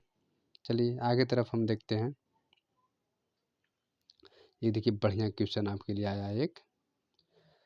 कह रहा है कि एम.एफ. हुसैन, मकबूल फिदा हुसैन का निधन कहाँ हुआ था? लंदन में, कतर में, मुंबई में, न्यूयॉर्क में इनका देहांत जो हुआ था या निधन लंदन में हुआ था। ठीक है, चलिए अब इनके बारे में थोड़ा सा देखते हैं क्या चीज़ें हैं सही को अध्ययन करते हैं। ठीक, चलिए क्या कह रहा है, ध्यान से पढ़िए कि मकबूल फिदा हुसैन, जिनको हम एफ.एम. हुसैन के नाम से जानते हैं, भारत के एक विश्व प्रसिद्ध कलाकार थे जिनका जन्म 1915 ईस्वी में महाराष्ट्र में हुआ था। इन्होंने कलाकारी का प्रारंभ पोस्टर के निर्माण से शुरू किए थे, लेकिन बाद में विश्व प्रसिद्ध समसामयिक कलाकार हुए और इन्होंने भारतीय देवी के साथ साथ भारत की माता की नग्न तस्वीर बनाया था, जिसके कारण इन्हें राष्ट्रद्रोह का मुकदमा चलाया गया और भारत से इन्हें निष्कासित कर देने का आदेश भी दिया गया, जिसके कारण कतर में जाकर वहाँ की नागरिकता स्वीकार कर ली। लेकिन अधिकांश समय वह लंदन में ही बिताए रहे थे और जिसकी वजह से लंदन में ही इनका क्या हो गया था? देहांत हो गया था जून 2011 ईस्वी को। चलिए आगे देखते हैं, हमारा विकल्प है 54 नंबर क्या कह रहा है। कह रहा है कि ऑल इंडिया, बातें कर रहा है कि all India fine art and craft society नई दिल्ली की स्थापना कब हुई? तो कब हुई थी इसकी? 36 में 1928 में, 1947 ईस्वी में, 1954 ईस्वी में। इसका आपको आंसर देना है। क्या सही हो जाएगा बताइए? तो इसका आपका सही हो जाएगा दूसरा नंबर विकल्प जो था, क्या? 1938 ईस्वी में। चलिए और क्या चीज़ें हैं। क्या आईफेक्स की स्थापना 1925 में नई दिल्ली में हुई। ये सोसाइटी रूपलेखा तथा मासिक बुलेटिन आर्ट न्यूज 1928 ईस्वी से प्रकाशित में रहा है। यह आर्ट जनरल रूपरेखा तथा मासिक बुलेटिन आर्ट का प्रकाशन यहीं से होता है। ठीक, चलिए अगला हमारा प्रश्न है, राघव कनेरिया को किस रूप में जाना जाता है? फोटोग्राफर, ग्राफिक आर्टिस्ट, मूर्तिकार या चित्रकार? अगर राघव कनेरिया की अगर हम बात करें तो एक मूर्तिकार थे। क्या थे? मूर्तिकार थे। चलिए आगे देखते हैं हम क्या चीज़ें दुई है, ध्यान से देखिए। राघव कनेरिया मूर्ति शिल्प को मिट्टी, लकड़ी, धातु तथा मटके के टुकड़े से के माध्यम से संयोजित करते हैं और इनमें आध्यात्मिक एवं इंद्रिय लयात्मकता बहुत खूबसूरती के साथ उभर कर आता है और अपने सृजन में संवेगों की सघनता, अद्भुत दक्षता का गहन अवलोकन है। दृश्य चित्रों के रेखांकन की स्वलीनता, यथार्थ तर्जमी और क्या मूर्ति शिल्पी दक्षता को उजागर करता है। ठीक है, चलिए आगे देखते हैं हम। 56 नंबर क्वेश्चन, ध्यान से पढ़िए। कह रहा है कि नेशनल इंस्टीट्यूट ऑफ डिज़ाइन कहाँ है? नेशनल इंस्टीट्यूट ऑफ डिज़ाइन कहाँ? बम्बई में है, दिल्ली में है, अहमदाबाद में है, बंगलौर में है। तो अगर हम इसके आंसर की बात करें तो आपका हो जाएगा अहमदाबाद में। कहाँ है? अहमदाबाद में। चलिए आगे देखते हैं। National institute of design Bharat का प्रमुख डिज़ाइन संस्था है। यह गुजरात के अहमदाबाद नगर में स्थित है और यह एक स्वायत्त संस्था है और इसकी स्थापना 1961 ईस्वी में वाणिज्य एवं उद्योग मंत्रालय के तहत स्वायत्तशासित संस्था के रूप में किया जाता है। ठीक है, चलिए हम आगे तरफ बढ़ते हैं। अगला क्वेश्चन हमारा है, कोलकाता में विक्टोरिया स्मारक पर 1998 का प्रस्थापन, ठीक है, स्ट्रक्चर ऑफ मीनिंग किसने बनाया था? ठीक है, इसको ध्यान से पढ़िए। इसने कहा विमान सुंदरम जी बनाए थे। कौन बनवाए थे? विमान सुंदरम जी बनवाए थे। चलिए आगे देखते हैं विमान सुंदरम जी के बारे में। विमान सुंदरम का जन्म शिमला में 1943 ईस्वी में हुआ था और ये वर्तमान समय में दिल्ली में रहे हैं। इन्होंने बलुआ पत्थर, long night drawings in charcoal and engine oil आदि के निर्माण किया और इनकी कृतियों में कोलकाता में विक्टोरिया स्मारक पर 1998 ईस्वी में प्रस्थापन स्ट्रक्चर ऑफ मीनिंग बहुत क्या है, फेमस चित्र है। चलिए आगे देखते हैं। कह रहा त्रैवार्षिकी भारत अंतर्राष्ट्रीय कला प्रदर्शनी का प्रारंभ किस वर्ष हुआ था? 1971 में, ठीक, और 1968 में, 1964 में और 1970 ईस्वी में। इसका आंसर हो जाएगा 1968 ईस्वी में। कब? 1968 ईस्वी में। चलिए आगे देखते हैं। आगे तरफ हम बढ़ते हैं। इसके बारे में कुछ दिया है, उसको पहले पढ़ते हैं, तब अगला प्रश्न को हम हल करते हैं। कह रहा है कि राष्ट्रीय ललित कला अकादमी नई दिल्ली के द्वारा प्रत्येक 3 वर्ष में एक अंतर्राष्ट्रीय कला प्रदर्शनी त्रैवार्षिक भारत का आयोजन करती है, जो सन 1968 से प्रारंभ किया गया। ठीक, चलिए आगे देखते हैं। अगला हमारा क्या है प्रश्न, उसको देखते हैं ध्यान से। प्रश्न को अच्छे से समझिएगा तब आंसर दीजिएगा। 59 नंबर क्वेश्चन, अमृता शेरगिल की मृत्यु किस शहर में हुई? बुडापेस्ट, गोरखपुर, लाहौर और नई दिल्ली में। तो इनका जो मृत्यु हुआ था अमृता शेरगिल जी का, लाहौर में हुआ था। कहाँ हुआ था? लाहौर में हुआ था। चलिए देखते हैं।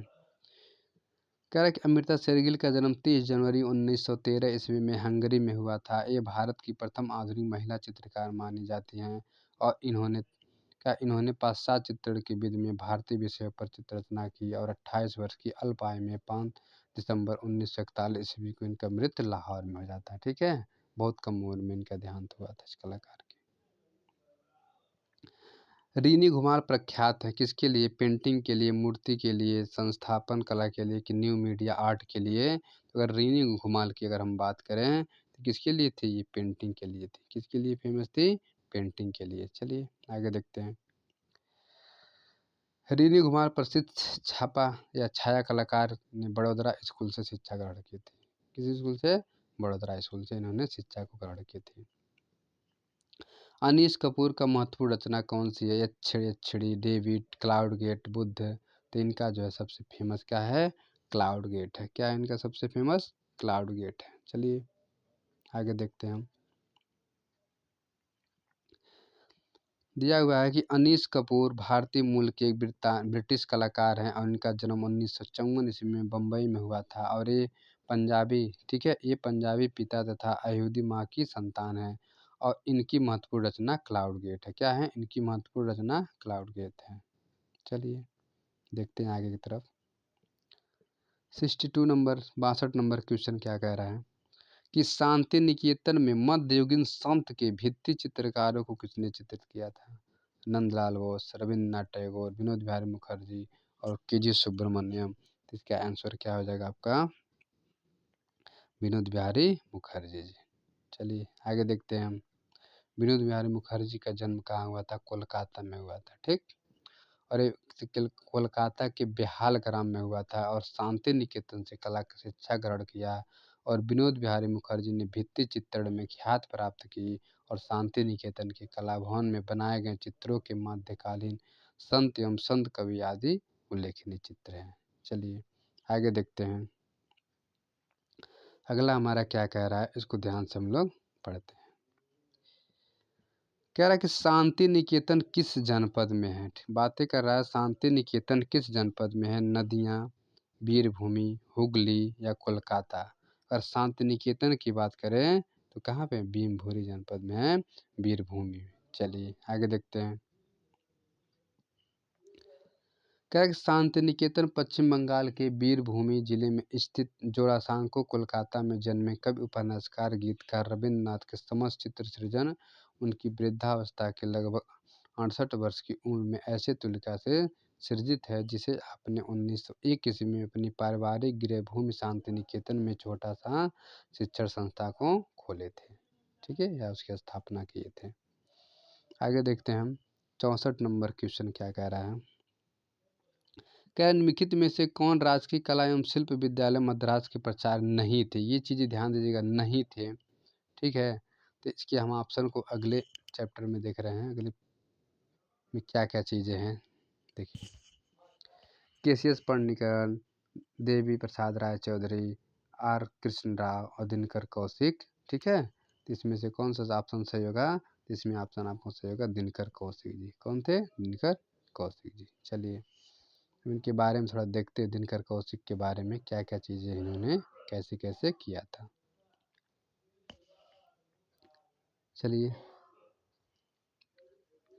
दिनकर कौशिक का जन्म 1918 ईस्वी में मैसूर राज्य में हुआ था। इन्होंने शांति निकेतन में से शांति निकेतन शिक्षा ग्रहण की एवं लखनऊ आर्ट स्कूल के प्रधानाचार्य पद पर कार्य की और केसीएस पणनिकर देवी प्रसाद राय चौधरी का संबंध मद्रास स्कूल से रहा, ठीक है। कहाँ से रहा? मद्रास स्कूल से इनका संपर्क रहा था, संबंध। चलिए आगे देखते हैं अगला क्वेश्चन क्या है। 65 नंबर क्वेश्चन ध्यान से पढ़िए। 65 नंबर क्वेश्चन को आप लोग पढ़िए। कह रहा है कि प्रेमचंद की कहानी पर आधारित शतरंज के खिलाड़ी नामक चलचित्र का निर्देशन कौन किया था? ऋत्विक घटक, ऋषिकेश मुखर्जी, शेखर कपूर और सत्यजीत रे। अगर इसके शतरंज की अगर हम बात करें, इसका आंसर आपका था कौन सा विकल्प? फटाफट इसका जवाब देंगे आप, सत्यजीत राय थे। कौन थे? सत्यजीत राय जी थे। चलिए आगे देखते हैं, के बारे में थोड़ा पढ़ते हैं। प्रेमचंद की कहानी पर आधारित शतरंज के खिलाड़ी द चेस ऑफ प्लेयर नामक मूर्ति शिल्प का निर्देशन 1977 ईस्वी में सत्यजीत राय ने किया था। चलिए आगे देखते हैं। क्या जयपुर ब्लू पार्टी के पुनरुत्थान की पृष्ठभूमि में कौन है?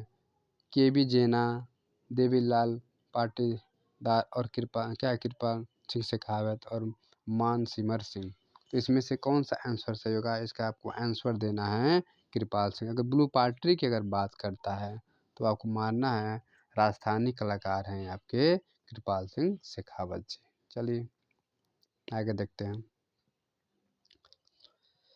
कह रहा कृपाल सिंह शेखावत की कला के प्रति अटूट साधना ने अनेक पुरस्कार दिलाए और 1967 ईस्वी में हस्तशिल्प ब्लू पार्टी के क्षेत्र में किए गए उत्कृष्ट प्रयासों के सम्मान स्वरूप इन्हें राष्ट्रीय पुरस्कार प्राप्त हुआ और सन 1974 में आपको वर्ल्ड क्राफ्ट काउंसिल न्यूयॉर्क ने विश्व के 10 सबसे अधिक प्रतिष्ठित शिल्पियों में से एक मानते हुए टोरंटो से सम्मान दिलाया। चलिए आगे देखते हैं, इस कलाकार के बारे में आगे तरफ देखते हैं क्या चीज़ है। प्रश्न को ध्यान से पढ़िए तब आंसर दीजिएगा। कह रहा संथाल फैमिली किस मूर्तिकार या इसकी मूर्तिकार कौन बनाया था? संथाल फैमिली की चित्रकार या मूर्तिकार बलबीर सिंह कट, राम किंकर बैंस, अवतार सिंह पवार, पी सुंदरम। तो इसके राम किंकर बैंस जी थे। कौन थे? राम किंकर बैंस जी थे। बहुत फेमस मूर्तिकार थे राम किंकर बैंस जी। चलिए आगे हम लोग देखते हैं, राम किंकर बैंस के बारे में थोड़ा देखते हैं। राम किंकर बैंस, राम किंकर बैंस का जन्म बंगाल में हुआ था और ये शांति निकेतन में कला शिक्षा ग्रहण किया और 1929 में शांति निकेतन के खुले आकाश में इन्होंने सीमेंट कंक्रीट से संथाल परिवहन नामक मूर्ति शिल्प का निर्माण किया जो 427 सेंटीमीटर ऊंची है। कितनी है? 427 सेंटीमीटर ऊंची है। अगला है हमारा अजंता की गुफाओं की खोज कब हुई? 1850 में, 1819 में, 1908 में, 1918 ईस्वी में। अगर हम इसकी बातें करें, अजंता की गुफा की अगर हम बात करें तो आपका आंसर हो जाएगा 1819 ईस्वी में, ठीक। चलिए और देखते हैं, अजंता की इतनी महत्वपूर्ण कलाकृतियाँ लगभग 1000 वर्षों तक कला जगत के अभिज्ञता का शिकार रहकर अचानक 1819 ईस्वी में यह प्रकाश में आए। ठीक, चलिए आगे देखते हैं, अगले प्रश्न की तरफ हम बढ़ते हैं। अगला है रसस्वाद खड़ंग से सवाल है। ठीक है, चलिए सौंदर्य शास्त्र से हम लोग पढ़ते हैं। रसस्वाद की अगर हम बात करें, भारतीय चित्रकला के खड़ंगों का सही क्रम आपको बताना है। इसमें सही क्रम कौन कौन सा है? रूप भेदम प्रमाण भाव लावण्य योजनाम, प्रमाण भाव लावण्य योजनाम रूप भेदम, भाव लावण्य योजनाम रूप प्रमाण रूप भेदम, या लावण्य योजना प्रमाण भाव रूप भेदम।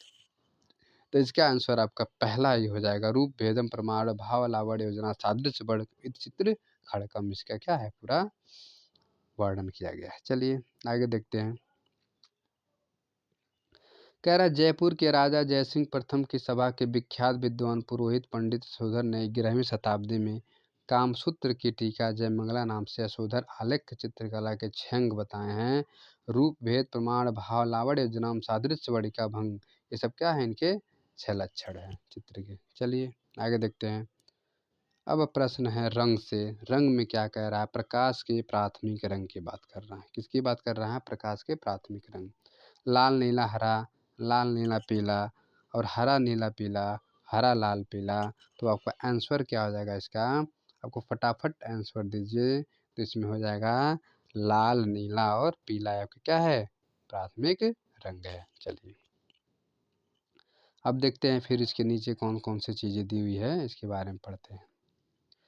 प्रकाश के प्राथमिक रंग लाल नीला हरा है और इन्हें योगात्मक प्रारंभिक रंग भी कहा जाता है, क्योंकि इन तीनों के योग से सफ़ेद प्रकाश का प्रभाव बनता है और प्राइमरी रंग प्राथमिक रंग है।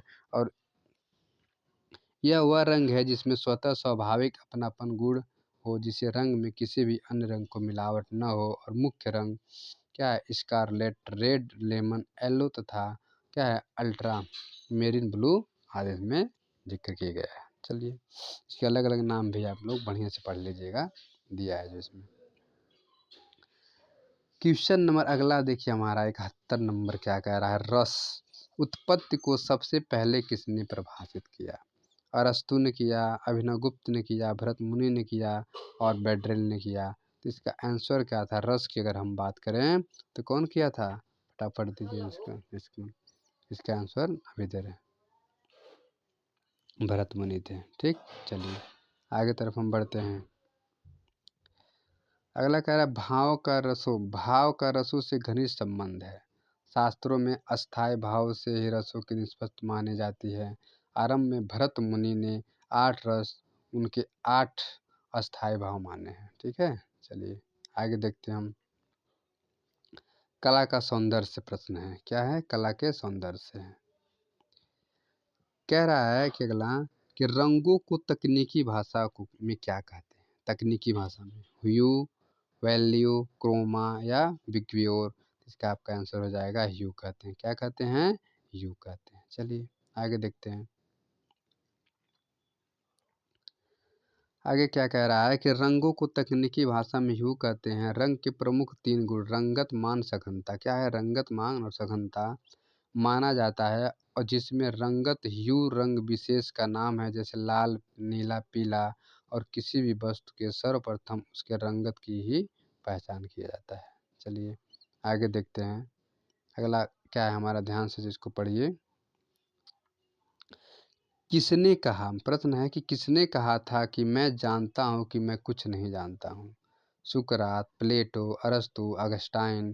तो कौन कहे थे? अरस्तु जी कहे थे कि मैं जानता हूँ कि मैं कुछ नहीं जानता हूँ। चलिए आगे तरफ हम बढ़ते हैं। कह रहा है कि सुकरात एक प्राचीन यूनानी दार्शनिक थे। इनका जन्म 470 या 469 के ईसा पूर्व में, ठीक है, एथेंस में इनका जन्म हुआ था। ठीक है, चलिए अब हम बढ़ते हैं अगले प्रश्न की तरफ। अगला प्रश्न हमारा क्या है उसके बारे में हम पढ़ते हैं। चलिए देखते हैं अगला प्रश्न क्या है। अगला प्रश्न हमारा है कि विचारक ह्यूम किस राष्ट्र के थे? ह्यूम की बात कर रहा है। इटली के, जर्मनी, ब्रिटेन, ग्रीक। तो ब्रिटेन के थे। कहाँ के थे? ब्रिटेन के थे। ठीक है, चलिए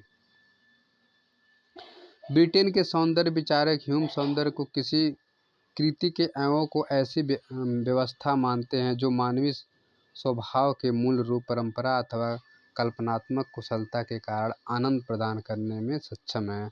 जो आनंद अथवा सुख का प्रदान न करके पीड़ादायक हो वही कुरूप होता है। ठीक है, चलिए हम आगे तरफ बढ़ते हैं। अब हमारा प्रश्न है यूरोपीय कला है। ठीक है, कौन सी कला है? यूरोपीय कला से है। पहला है कि 75 नंबर कह रहा है कि मातिस का डांस, किसकी बात कर रहा है? मातिस का डांस चित्र किस संग्रहालय में है? लुब्र संग्रहालय, museum of modern art New York, national gallery London और मेट्रोपॉलिटन म्यूजियम, ठीक, म्यूजियम न्यूयॉर्क में है। तो इसका आपको फटाफट आंसर देना है। इसका आंसर विकल्प 2 सही हो जाएगा। Museum of modern art new Delhi में क्या है? मातिस का डांस चित्र। चलिए आगे देखते हैं हम। कह रहा है कि हेनरी मातिस का डांस नामक चित्र न्यूयॉर्क के म्यूजियम ऑफ मॉडर्न आर्ट में संरक्षित है और मातिस ने इसे तैलचित्र को 1909 ईस्वी में बनाया था। कब? 1909 ईस्वी में इसको बनाया था।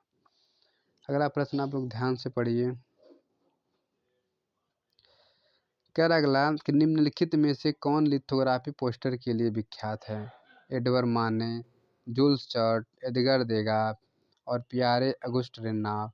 तो आपका आंसर हो जाएगा जूल्स चार्ट। ठीक, चलिए। डिजाइनकार हैं एक फ्रेंच डिजाइनकार जूल्स चार्ट को आधुनिक पोस्टरों का जनक कहा जाता है। इन्होंने पोस्टर डिजाइन का एक नई शैली का विकास किया और जूल्स चार्ट को महिलाओं की मुक्ति का पिता भी कहा जाता है, क्योंकि महिलाएं इनके पोस्टर से प्रेरणा लेकर उसी प्रकार के जीवन शैली और कपड़ों का प्रयोग करती हैं। ठीक है, चलिए आगे देखते हैं। अगला प्रश्न हमारा, ध्यान से पढ़िए क्या कह रहा है। कह रहा है कि किस अति यथार्थवादी चित्रकार ने the wall of the moon भित्ति चित्र पेरिस में यूनेस्को इमारत बनाया था? इमारत क्या है? जॉन मीरो, सल्वाडोर डाली और रेने मार्गेट और क्या है? पॉल दिलवा। ठीक है, तो इसमें से आपका आंसर हो जाएगा कौन? बताइए। John Miro. कौन है? John Miro. ठीक है, चलिए अब इनके बारे में पढ़ते हैं थोड़ा सा, क्या चीज़ें दी हुई है।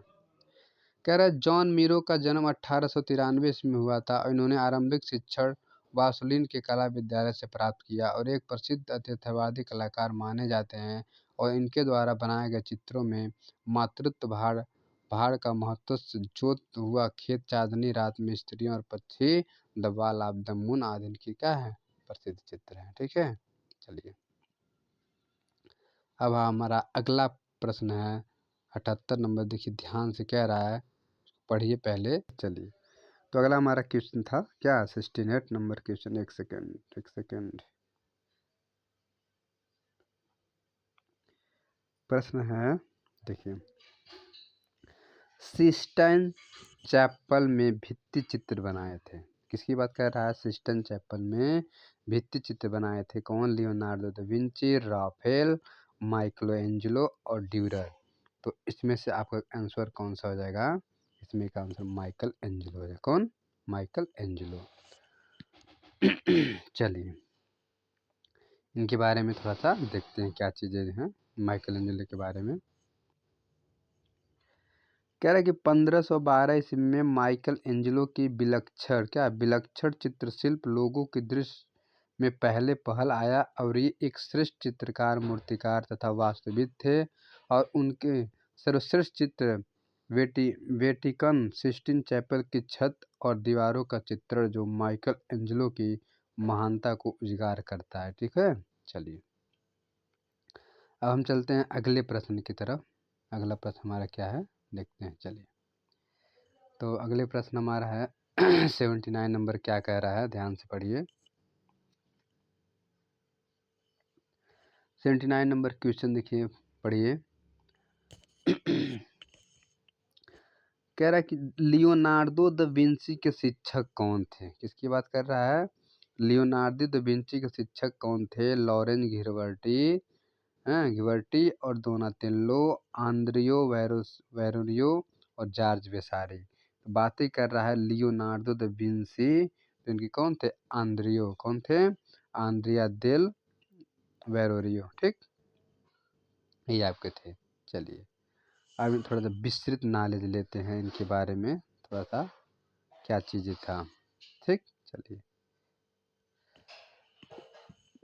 आंद्रिया देल वेरासियो एक इटालियन चित्रकार, मूर्तिकार तथा स्वर्णकार थे। इनके तीन प्रमुख शिष्य थे, लियोनार्डो द विंसी, पेट्रो पेरिगिनो तथा लॉरेंजो डी ग्रेडी थे। चलिए आगे देखते हैं हम लोग, अगला क्या है। किस चित्रकार ने स्कूल ऑफ एथेंस चित्रित किया था?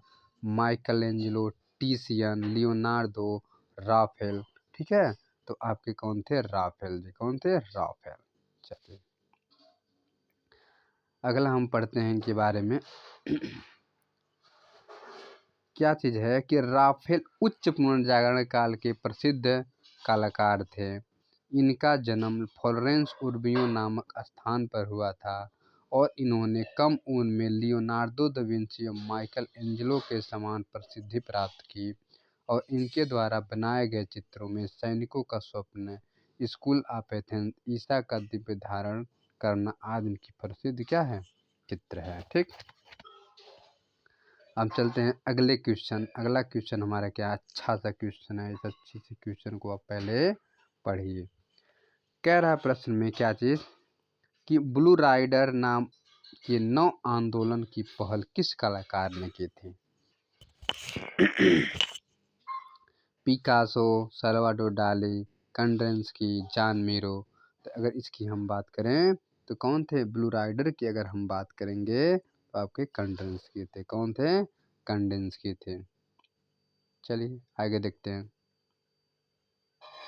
इसमें देखिए क्या चीज़ है कि ब्लू राइडर नामक नौ आंदोलन की पहल कैंडेंस्की ने की थी और 20वीं शताब्दी के जर्मन के पुनरुद्धार आंदोलन में इस ग्रुप ने अपनी महत्वपूर्ण योगदान दिया था। ठीक है, क्या दिया था? अपनी महत्वपूर्ण योगदान दिया था। चलिए आगे देखते हैं हम। कह रहा भारत में पहली विज्ञापन एजेंसी खुली थी। किसकी बात कर रहा है? भारत में पहली विज्ञापन एजेंसी की बात कर रहा है। दिल्ली में, मुंबई में, अहमदाबाद में, कलकत्ता में। तो भारत में पहली अगर की बात अगर करें तो हमारा आंसर सही हो जाएगा मुंबई। ठीक है, चलिए आगे देखते हैं। आगे है कि भारत में पहली विज्ञापन एजेंसी मुंबई में 1907 ईस्वी में, कब? 1907 ईस्वी में मुंबई में स्थापित की गई थी। ठीक है, अगला क्वेश्चन ध्यान से पढ़िए, ये कंप्यूटर से संबंधित प्रश्न दिया हुआ है। पूछ रहा है कि लेजर प्रिंटिंग में रिजुलेशन की इकाई को क्या कहते हैं? जैसे डीपीआई इसको बोला जाता है। क्या बोला जाता है? डीपीआई। तो आपका ही आंसर सही हो जाएगा, डीपीआई। ठीक है, हम बता भी दिए पहले ही। ठीक है, थोड़ा गले में दिक्कत है, थोड़ा सा सहयोग करिए, आप भी लोग समझने की कोशिश करिएगा। मेरा कहने का तात्पर्य है प्रिंटर मुख्यतः तीन प्रकार के होते हैं, एक लेजर प्रिंटर, इंकजेट प्रिंटर और dot matrix printer. Laser printer द्वारा समान 300, 600, 1200 डीपीआई निकाले जाते हैं और लेजर प्रिंट से रेवोल्यूशन की इकाई डीपीआई कहते हैं। ठीक है, चलिए आगे देखते हैं हम। अगला हमारा 84 नंबर क्वेश्चन क्या कह रहा है, ध्यान से पढ़िए इसको। कह रहा है कि ब्लू राइडर ग्रुप किसने चित्रित किया? तो ब्राक ने किया, फ्रेंजमार्क ने किया, सेगाल ने किया, सेजान ने किया। तो कौन किया था? फ्रेंजमार्क ने किया था। कौन? फ्रेंजमार्क ने किया था। फिर है अगला, ब्लू राइडर ग्रुप चारों विकल्पों में से कोई भी एक पेंटिंग नहीं बनाई।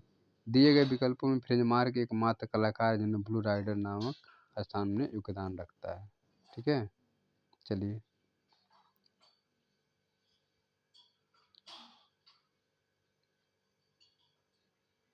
चलिए स्पेशल कोई नहीं बनाया था, लेकिन उसके बारे में थोड़ा सा पढ़िए जो आयोग ने आंसर को सही माना था, और ये आंसर अगली परीक्षा में अगर दे भी देता है इसी को आंसर मानेगा।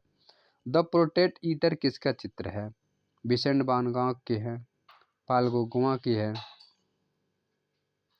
और क्या है, कैमिले पिसारे की है, क्लोद मोने की है। द प्रोटेट ईटर की अगर हम बात करें तो आपका आंसर हो जाएगा विसेंट वान गॉग। ठीक है, विसेंट वान गॉग।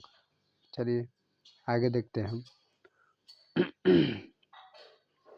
अगला हमारा क्या चीज़ है, इसके बारे में थोड़ा सा नोटिस पढ़ते हैं, क्या चीज़ दिया हुआ है, तब आगे तरफ क्वेश्चन हल को हम हल करेंगे। ठीक, चलिए। कह रहा है कि बेसेंट वैन उत्तर प्रभाववादी कलाकार थे जिनका जन्म फ्रांस में हुआ था और इनके द्वारा बनाए गए चित्रों में सूरजमुखी के फूल, द पोटैटो ईटर, आलू भच्छी या आलूखोर के नाम से ये फेमस हुआ था। आलू भच्छी नाम से भी ज़्यादा बार पूछा गया प्रश्न है। अगला हमारा है, देखिए पूछ रहा है 86 नंबर क्वेश्चन, क्या चीज़, पहले इसको पढ़िए आप। कह रहा अभिव्यंजनावाद का प्रारंभ किस देश में हुआ था? भारत में, इटली में, जर्मनी में, फ्रांस में। अगर अभिव्यंजना की अगर हम बात करें तो आपका सही हो जाएगा जर्मनी में। कहाँ? जर्मनी में। ठीक, चलिए आगे देखते हैं हम क्या चीज़ें दी हुई है। कह रहा है कि 20वीं शताब्दी में अभिव्यंजनावादी कला का उत्थान जर्मनी में हुआ और उसकी तुलना गोथिक कला की गूढ़ भावनाओं से की जाती है। अभिव्यंजनावाद कला में कलाकार मानवीय शरीर एवं वस्तु के नैसर्गिक रूप को अपनी भावनाओं को अनुकूल, विकृत एवं एठेदार के रूप में इसको बनाए थे। चलिए आगे हम लोग देखते हैं। अगला क्वेश्चन ध्यान से पढ़िए, क्या चीज़ कह रहा है कि प्रख्यात चित्र ग्योर्निका किसकी बात कर रहा है? ग्योर्निका की बात कर रहा है। किस माध्यम में निर्मित है ग्योर्निका? जल रंग में है, कैनवास पे तैल रंग है, टेम्परा में है कि मिश्रित रंग में है? तो ऑप्शन आपको सही हो जाएगा कैनवास में। कहाँ? कैनवास पे, कैनवास पर तैल रंग। 1937 ईस्वी में पिकासो के विश्वविख्यात चित्र ग्योर्निका जो है, जिसका साइज था 11 मतलब 11.5 से लेके 25.5, करीब एक नीले रंग से बनाया गया था। यह जर्मन तानाशाह के आक्रमणों के द्वारा स्पेन के सीमावर्ती ग्योर्निका का ध्वंस गांव था। ग्योर्निका ध्वंस है और ग्योर्निका न्यूयॉर्क के म्यूजियम ऑफ मॉडर्न आर्ट में रखा गया है और पिकासो की चरमोत्कर्ष रचनाकार 1937 ईस्वी में रची गई और पिकासो लगभग 2 लाख क्या है कलाकृतियों की रचना, तैल चित्रण, रेखा चित्रण, मूर्ति शिल्पग्राफी, बाप रे बाप कितनी कला, 2.25 लाख कलाकृतियाँ, इतना कलाकृतियाँ उन्होंने बनाया था। सोचिए कितने बड़े बड़े महान महान कलाकार हैं जिनको हम पढ़ रहे हैं।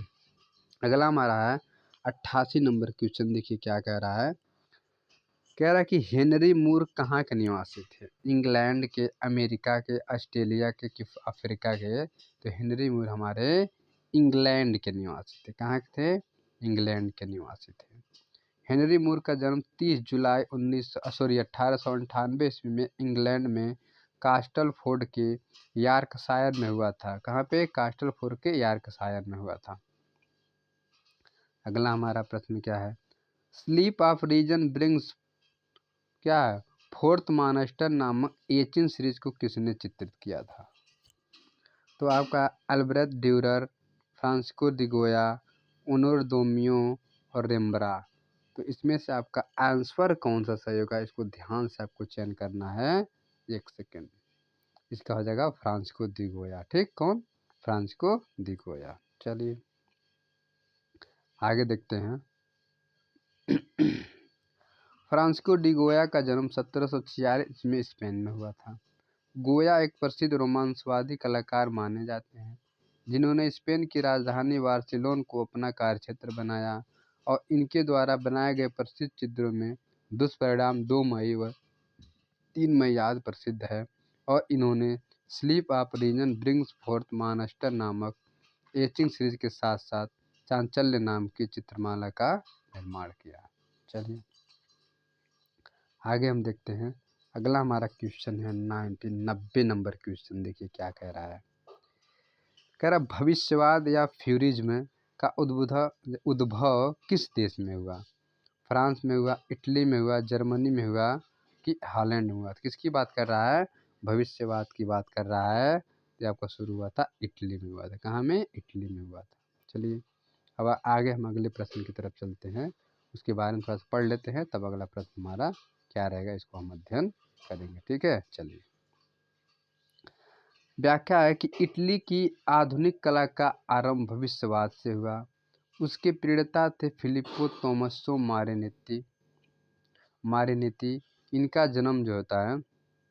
1876 ईस्वी में इजिप्ट में होता है और इनके पिता एक कुशल उद्योगपति थे और इनका अध्ययन फ्रांस के सोबोन विश्वविद्यालय में हुआ।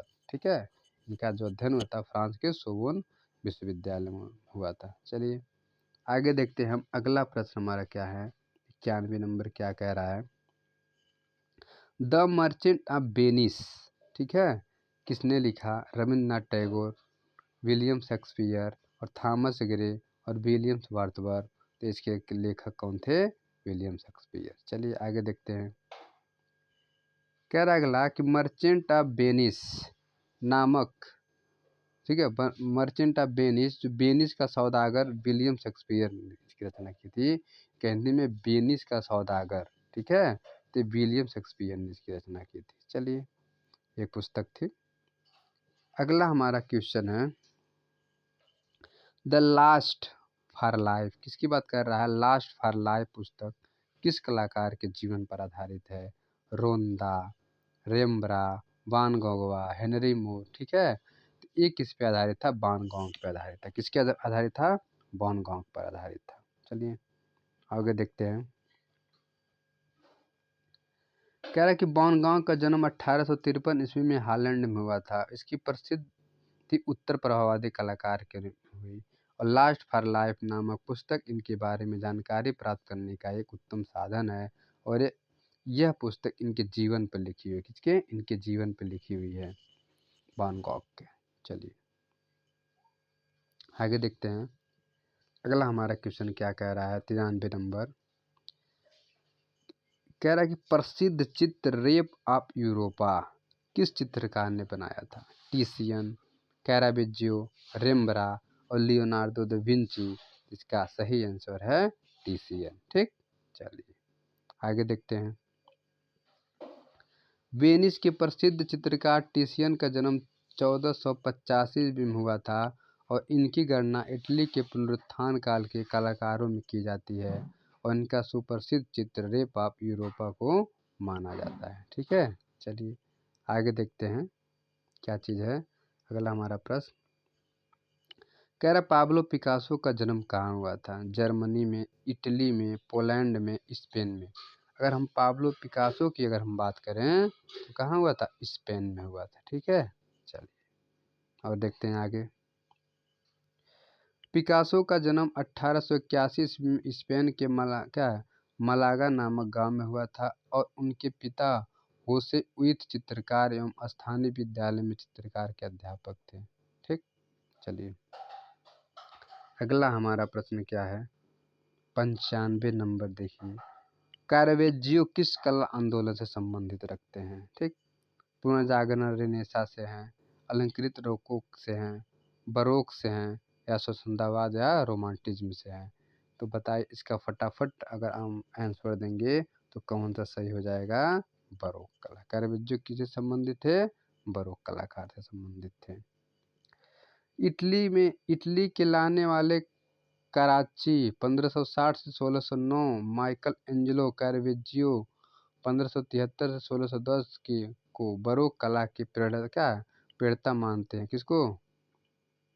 ये इटली में जो है।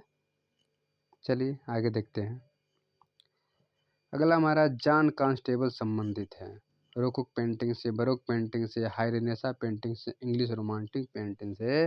तो इसका आपका आंसर हो जाएगा इंग्लिश रोमांटिक पेंटर से। ठीक है, चलिए तो हम अगले क्वेश्चन की तरफ पढ़ते हैं, थोड़ा इसके बारे में पढ़ लेते हैं तब अगले क्वेश्चन की तरफ बढ़ते हैं।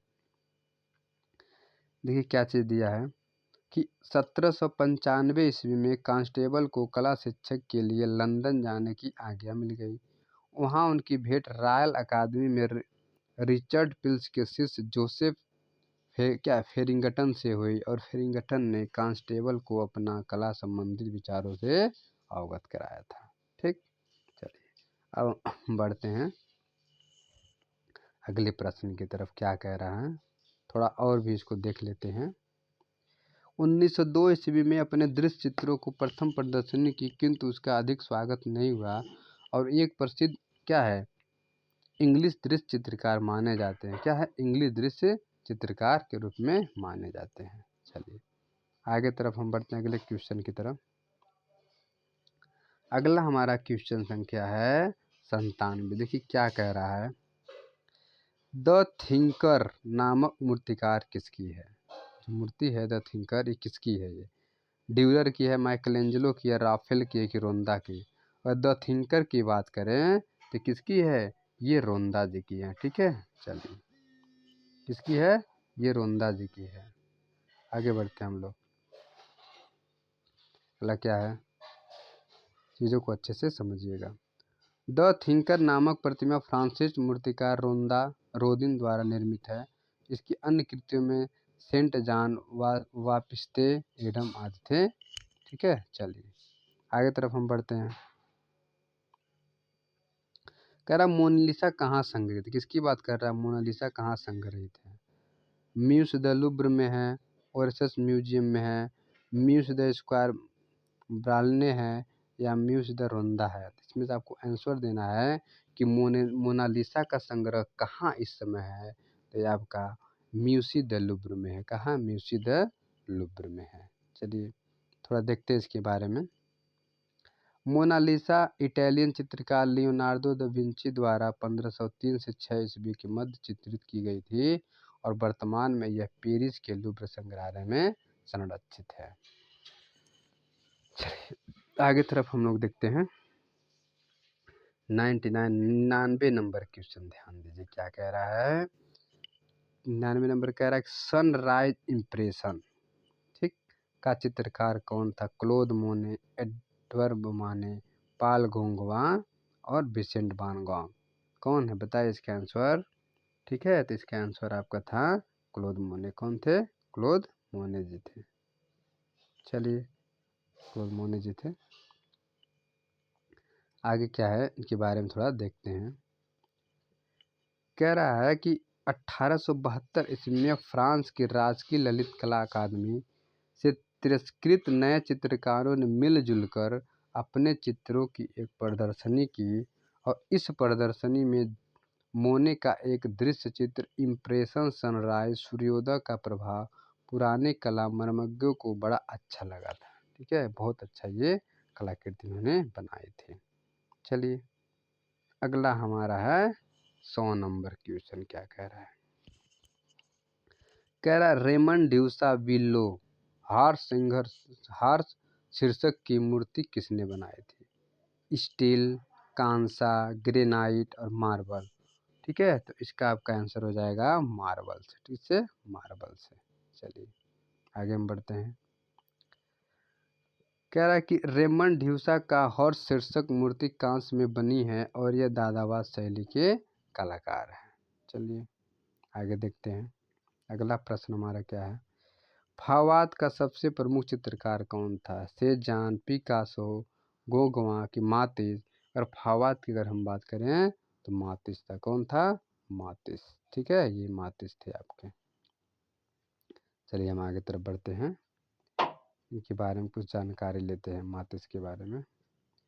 फावाद कला आंदोलन का जन्म फ्रांस में हुआ था और इसके नेता ओरी मातिस थे और इस कला का सबसे ज़्यादा प्रभाव जर्मन कला पर पड़ा और इसके बाद इसकी प्रथम प्रदर्शनी 1905 ईस्वी में फ्रांस में हुई थी। अच्छे से इस चीज़ को लाइन को एक एक लाइन को अच्छे से पढ़िए ताकि क्या हो आपको कवर हो जाए। ठीक है, हम थोड़ा सा फास्ट चल रहे हैं। कह रहा पिकासो का प्रसिद्ध चित्र कौन सा है? लास्ट सफर, ग्युर्निका, सनफ्लावर, वार्था वीनस। तो अगर उनके सबसे प्रमुख अगर चित्रों की बात करें क्या था? ग्युर्निका था। कौन था? ग्युर्निका था। चलिए अब आगे देखते हैं क्या चीज़ इसमें दिया हुआ है। कह रहा है कि 1937 में रचित पिकासो विश्वविख्यात चित्र ग्युर्निका करीब एक ही नीले रंग में बनाया गया है। किसमें? एक ही नीले रंग में बनाया गया है और चित्र का विषय जर्मनी तानाशाही आक्रमणों, ठीक है, आक्रमणों द्वारा किया गया स्पेन के सीमावर्ती गांव ग्युर्निका का ध्वंस है। ठीक है, क्या है? ग्युर्निका का ध्वंस है। चलिए आगे देखते हैं हम क्या चीज़ें दी हुई है, तो अच्छे से कवर करते हम लोग चलेंगे। चलिए विविध की तरफ बढ़ते हैं। किसकी तरफ? विविध की तरफ। विविध से भी बहुत ज़्यादा प्रश्न आते हैं। विविध से पहला है कि HTML एक कंप्यूटर से है कि HTML इंगित करता है hyper text markup language, hyper text manipulation language और हाइपर टेक्स्ट मैनेजिंग लिंक्स और हाइपर टेक्स्ट मैनिपुलेटिंग लिंक्स। तो ये आपका लिंक्स जो है आंसर सही होगा। पहला जो है क्या हो जाएगा, हाइपर टेक्स्ट मार्कअप लैंग्वेज। ठीक है, HTML का फुल फॉर्म है। क्या चीज़ कैसे है चीज़, इसको देखते हैं थोड़ा सा हम लोग। कंप्यूटर एक इलेक्ट्रॉनिक मशीन है और इसको कार्य करने के लिए, तैयार करने के लिए सॉफ्टवेयर की ज़रूरत पड़ती है और इसमें दो प्रकार के सॉफ्टवेयर प्रयोग किए जाते हैं, एक सिस्टम सॉफ्टवेयर और एक एप्लीकेशन सॉफ्टवेयर। और इसके निर्माण में कंप्यूटर की भाषा का प्रयोग किया जाता है, जिसमें C++, जावा, HTML आदि और हाइपर टेक्स्ट मार्कअप लैंग्वेज, इसको संक्षिप्त में HTML कहा जाता है। ठीक है, इसे कंप्यूटर से भी प्रश्न आपको कला में आते हैं, ध्यान दीजिएगा। बेसिक चीज़ से पूछता है, ज़्यादा हार्ड नहीं पूछता है। पेज का साइज पूछ देता है, ठीक, कलर पूछ देता है, प्रिंटर में कौन कौन सा 4 कलर होते हैं, ये सब चीज़ें पूछ लेता है। देखिए, ऑफसेट कलर प्रिंटिंग के 4 कलर होते हैं, कौन कौन, लाल, हरा, नीला, काला, श्याम मजेंटा, येलो, ब्लैक, हरा, लाल और क्या है, पीला, नीला और नीला, लाल, पीला, काला। इसमें से आपको आंसर देना है कौन सा, ये बी वाला आपका आंसर सही जाएगा। श्याम मजेंटा येलो ब्लैक, ये प्रिंटर के कलर होते हैं। चलिए आगे देखते हैं। श्याम मजेंटा येलो ब्लैक, इसकी सहायता से ऑफसेट कलर प्रिंटिंग से प्रिंट आउट प्राप्त किया जाता है। और कह रहा है कि वाल्ट डिज्नी, अगला प्रश्न हमारा है, ध्यान दीजिए क्या चीज़ है। कह रहा है वाल्ट डिज्नी के जनक, किसकी बात कर रहा है, वाल्ट डिज्नी के जनक कौन है, तो इसको विकल्प आप लोग ध्यान से पढ़िए। कह रहा स्टिल फोटोग्राफी के, एनिमेशन की प्रक्रिया के, वीडियो फिल्म क्या है, फिल्मिंग के या ब्लॉक मेकिंग के। तो इसमें से फटाफट आपको आंसर देना है, 2 नंबर की आंसर सही हो जाएगा, एनिमेशन की प्रक्रिया। चलिए आगे देखते हैं। आगे वाल्ट डिज्नी एनिमेशन प्रक्रिया के जनक हैं। चलिए और देखते हैं आगे क्या चीज़ें दी हुई है। प्रश्न नंबर 106 क्या कह रहा है कि रैम का संक्षिप्त रूप है, किसकी बात कर रहा है, रैम का। Rapid access memory, random access memory, रोलिक एक्सेस मेमोरी, रैपिड एक्सेस क्या, स्क्वेरेड मेमोरी। तो आपका आंसर से रैंडम एक्सेस मेमोरी। ठीक, कौन सा, रैंडम एक्सेस मेमोरी। चलिए आगे हम देखते हैं। इसके देखिए दिया हुआ है, कंप्यूटर में रैम एक अस्थायी क्या होता है, मेमोरी होता है, क्या होता है, अस्थायी मेमोरी होता है। और RAM random access memory, RAM, ठीक, का संक्षिप्त रूप है। चलिए और देखते हैं। विज्ञापन में शब्द कैंपन आया, किसकी बात कर रहा है, कैंपन अगर विज्ञापन में आया है तो किससे जुड़ा हुआ है, खेल से है, संगीत से है, नृत्य से है कि मिलिट्री से है। इसका आंसर आपको हो जाएगा मिलिट्री से। चलिए आगे देखते हैं। विज्ञापन में कैंपन शब्द मिलिट्री से आया है। मिलिट्री सेना द्वारा किसी निश्चित भूभाग समय में चलाए जाने वाले सैनिक अभियान को कैंपन कहा जाता है। ये विविध से प्रश्न है, तो इस तरह से पूछे जाते हैं। चलिए अगला हमारा प्रश्न है, 108 कह रहा है कि मूवेबल टाइप का आविष्कार कब हुआ था।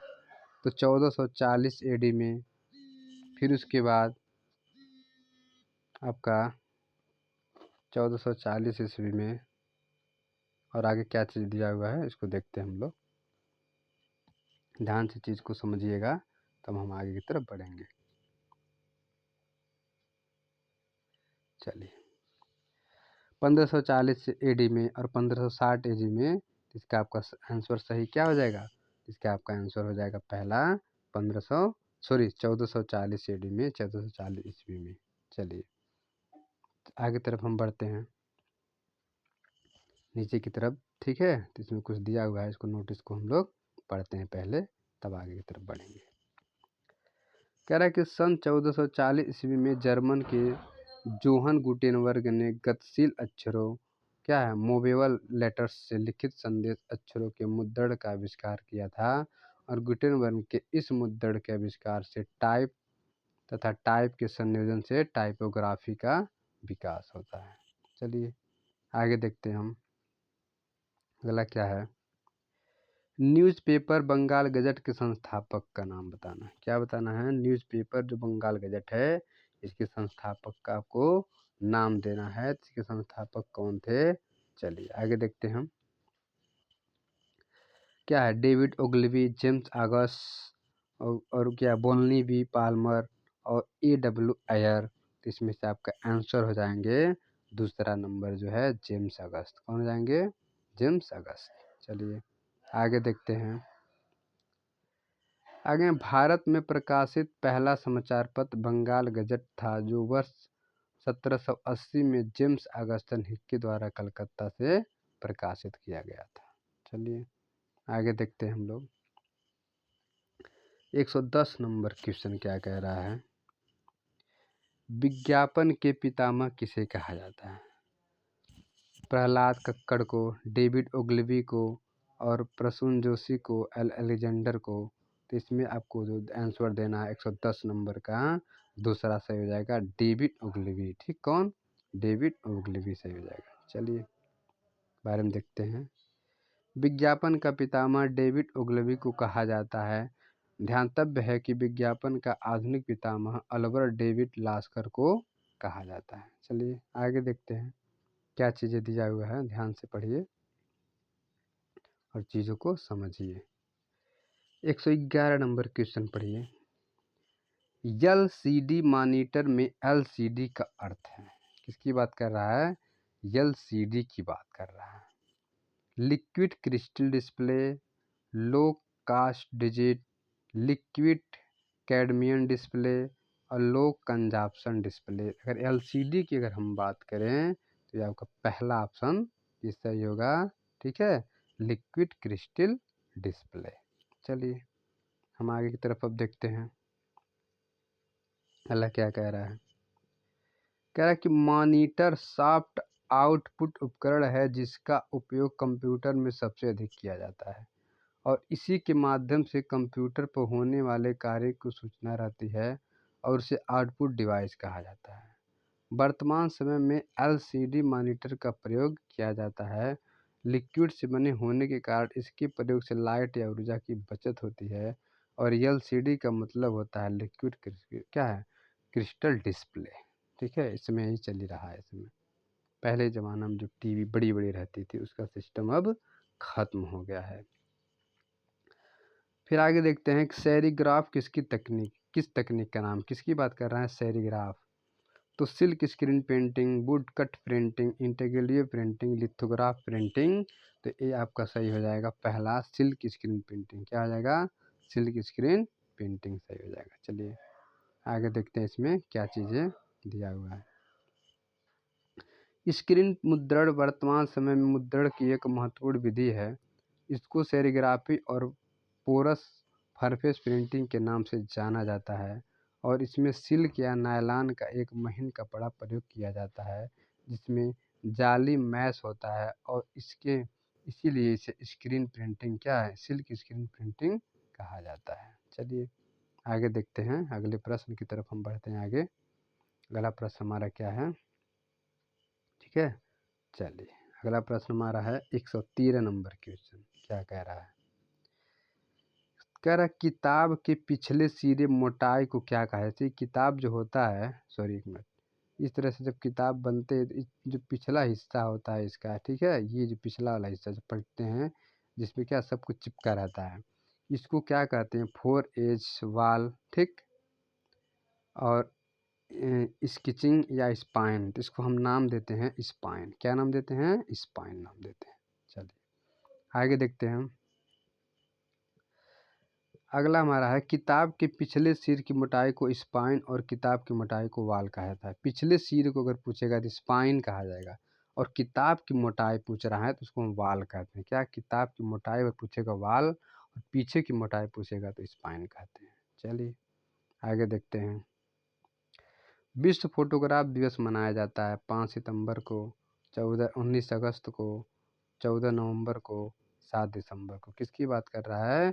विश्व फोटोग्राफ के दिवस की अगर हम बात करें 19 तारीख को मनाया जाता है, 19 अगस्त को विश्व फोटोग्राफी दिवस। चलिए तो यहाँ पे दिया हुआ है कि विश्व फोटोग्राफी दिवस 19 अगस्त को मनाया जाता है। चलिए, अब हमारा अगला है, किस कला की बात कर रहा है उसको ध्यान से पढ़िए। छपाई कला की खोज हुई थी इंग्लैंड में, फ्रांस में, चीन में, भारत में। किसकी बात कर रहा है? छपाई कला की अगर हम बात करें, छाप कला की शुरुआत कहाँ पे हुई थी? ये आपकी शुरू हुई थी चीन से। कहाँ से? चीन से। चलिए आगे देखते, चीन वाले बहुत आगे रहते हैं हर चीज़ में। ठीक है, छपाई कला की खोज लगभग 7वीं शताब्दी में चीन में हुई थी। सर्वप्रथम चीन में ही लकड़ी के ब्लॉक बनाकर मुद्रण कार्य शुरू किया गया था। ठीक है, चलिए अगला हमारा है 116 नंबर क्वेश्चन। क्या कह रहा है? अंग्रेजी भाषा के लगभग सभी अक्षर किस अक्षर लिपि से आए हैं? Latin, Roman, French, Sweden. तो किससे आए हैं? लैटिन शब्द से आए। किससे आए हैं? लैटिन से आए हैं। ठीक, चलिए आगे हम बढ़ते हैं।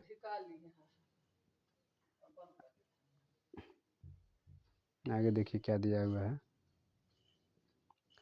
लगभग 400 ईसा पूर्व में ग्रीक अक्षरों में आड़े खड़े और कोणात्मक स्ट्रोक का प्रयोग प्रारंभ हुआ और अक्षरों को गोल, वर्गाकार एवं त्रिभुजाकार बनाया जाने लगा। जैसे ओ, ई, टी, एम, आर आदि वर्गाकार, ए को त्रिभुजाकार बनाया जाने लगा।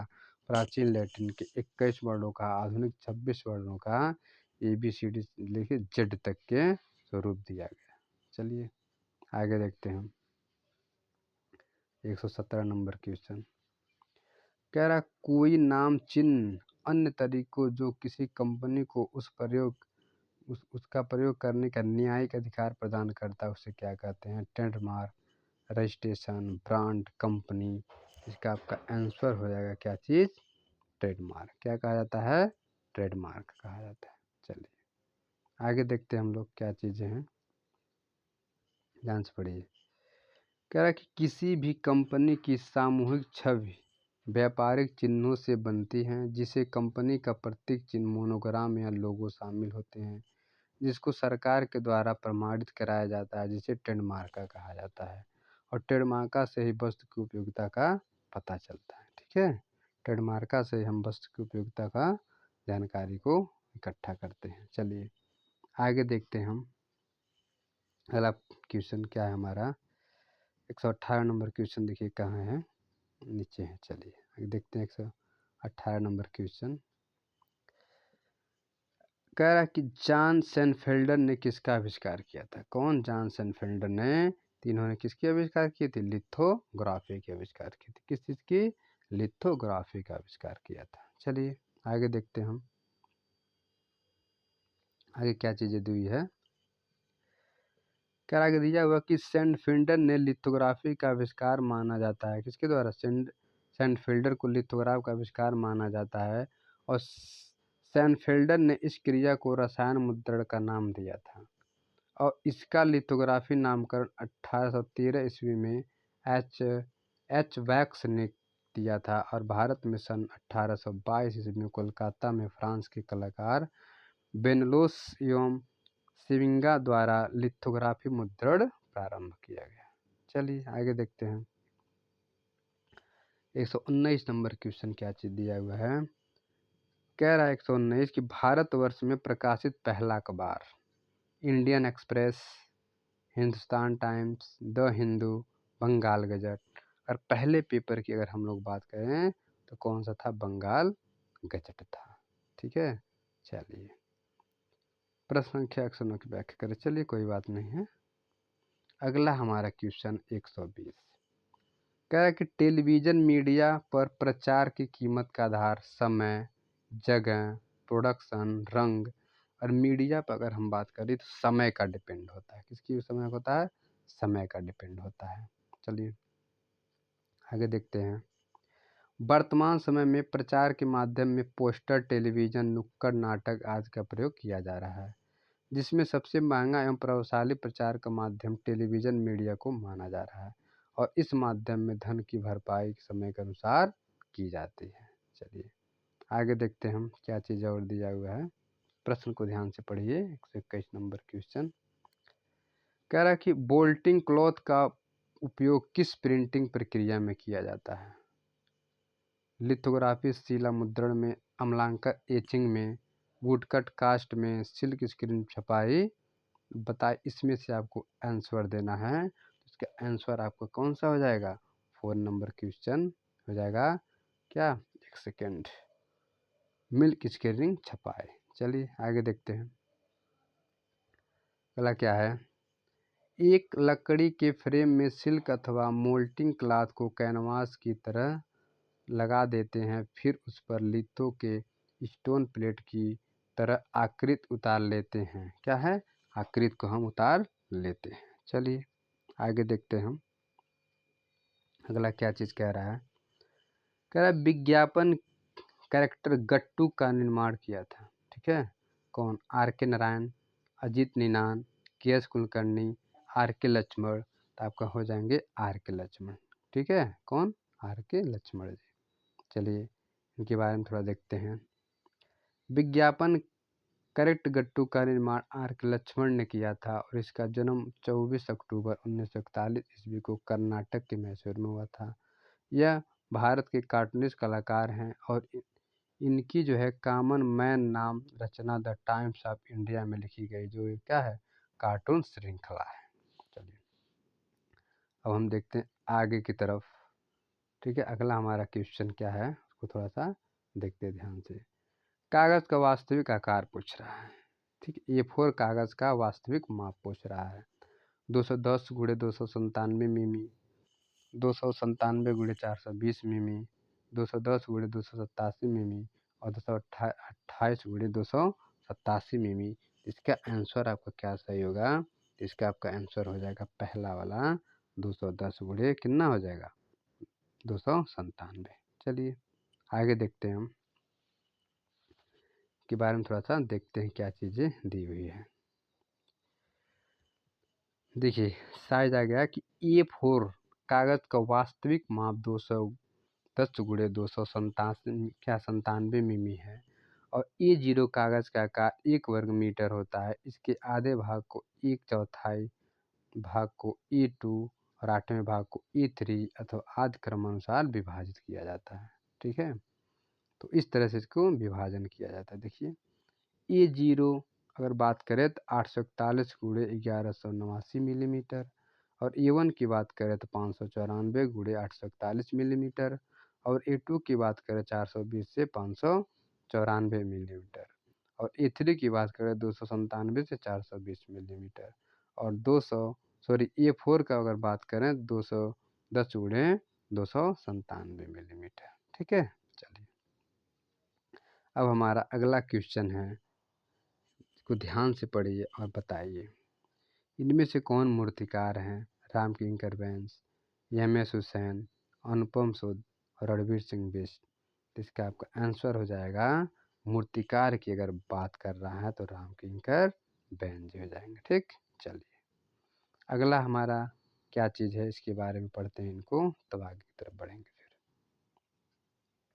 रामकिंकर बैंस का जन्म 1910 ईस्वी में बंगाल के बांकुरा शहर के पास जोगीपाड़ा गांव में हुआ था। शांतिनिकेतन के खुले आकाश में उन्होंने सीमेंट कंक्रीट से संथाल परिवार नामक शिल्प का निर्माण किया, जो 427 सेंटीमीटर ऊंचा है और एम. हुसैन प्रगतिशील कलाकार जगत में अपनी पहचान बनाने में निरंतर प्रगतिशील रहे और 1947 ईस्वी में मुंबई के स्थानीय ठीक है प्रोग्रेसिव आर्ट ग्रुप के क्या थे? सदस्य भी रहे थे इन्होंने। किसके? इस तरह के आर्टिस्ट ग्रुप के। और पैग जिसको बोलते हैं प्रोग्रेसिव आर्टिस्ट ग्रुप, PAG इसको भी बोला जाता है। अनुपम सूद उत्कृष्ट छायाचित्र चित्रकार ने छायाचित्र को न केवल कलात्मक और भावात्मक अभिव्यक्ति के लिए बल्कि प्रारंभिक सामाजिक टिप्पणी के लिए भी अपनाया। और रणवीर सिंह, आगे देखिए, रणवीर सिंह बिष्ट जन्म गढ़वाल में हुआ और कला लखनऊ आर्ट कॉलेज से किया था। सर्वोत्तम जल चित्रण के लिए उत्तर प्रदेश के मुख्यमंत्री द्वारा स्वर्ण पदक से सम्मानित भी किए गए थे। ठीक है, तो आज का हमारा लास्ट क्वेश्चन है, ध्यान दीजिए। टोटल 125 क्वेश्चन का ये सीरीज है। अभी लास्ट क्वेश्चन हमारा है, एनिमेशन को सजीव बनाने के लिए कितने चित्र को प्रति सेकंड रिकॉर्ड किया जाता है? 24, क्या 28 और 22, तो इसमें आपका आंसर हो जाएगा 24। क्या हो जाएगा? 24। चलिए, इसमें 24 है। तो दिया हुआ है यहाँ पे, देखिए ध्यान से कि एनिमेशन को सजीव बनाने के लिए 24 चित्रों का प्रति सेकंड रिकॉर्ड किया जाता है। तो आज की इस वीडियो में हम आपको टोटल 125 क्वेश्चन का सीरीज प्रश्न हमने हल कराया है, और इसमें से आशा करते हैं कि आप सबको एक क्वेश्चन बहुत अच्छा लगा होगा, और इसके नीचे जो विश्लेषण दिया हुआ है ये भी आप लोगों को समझ में आया हुआ होगा। हमने 125 क्वेश्चन नहीं बल्कि 500 क्वेश्चन समझ लीजिए ऊपर पढ़े हैं, क्योंकि एक एक ऑप्शन में कई कई जो थे उनके बारे में विस्तृत वर्णन किया गया है, और उनसे रिलेटेड भी प्रश्न को एग्जामिनर पूछता है। तो आशा करते हैं ये वीडियो आपको अच्छी लगी होगी। ठीक है, अगर वीडियो अच्छी लगी हो तो लाइक सब्सक्राइब जरूर करें। ठीक है, पूरा वीडियो देखने के लिए धन्यवाद। चलिए।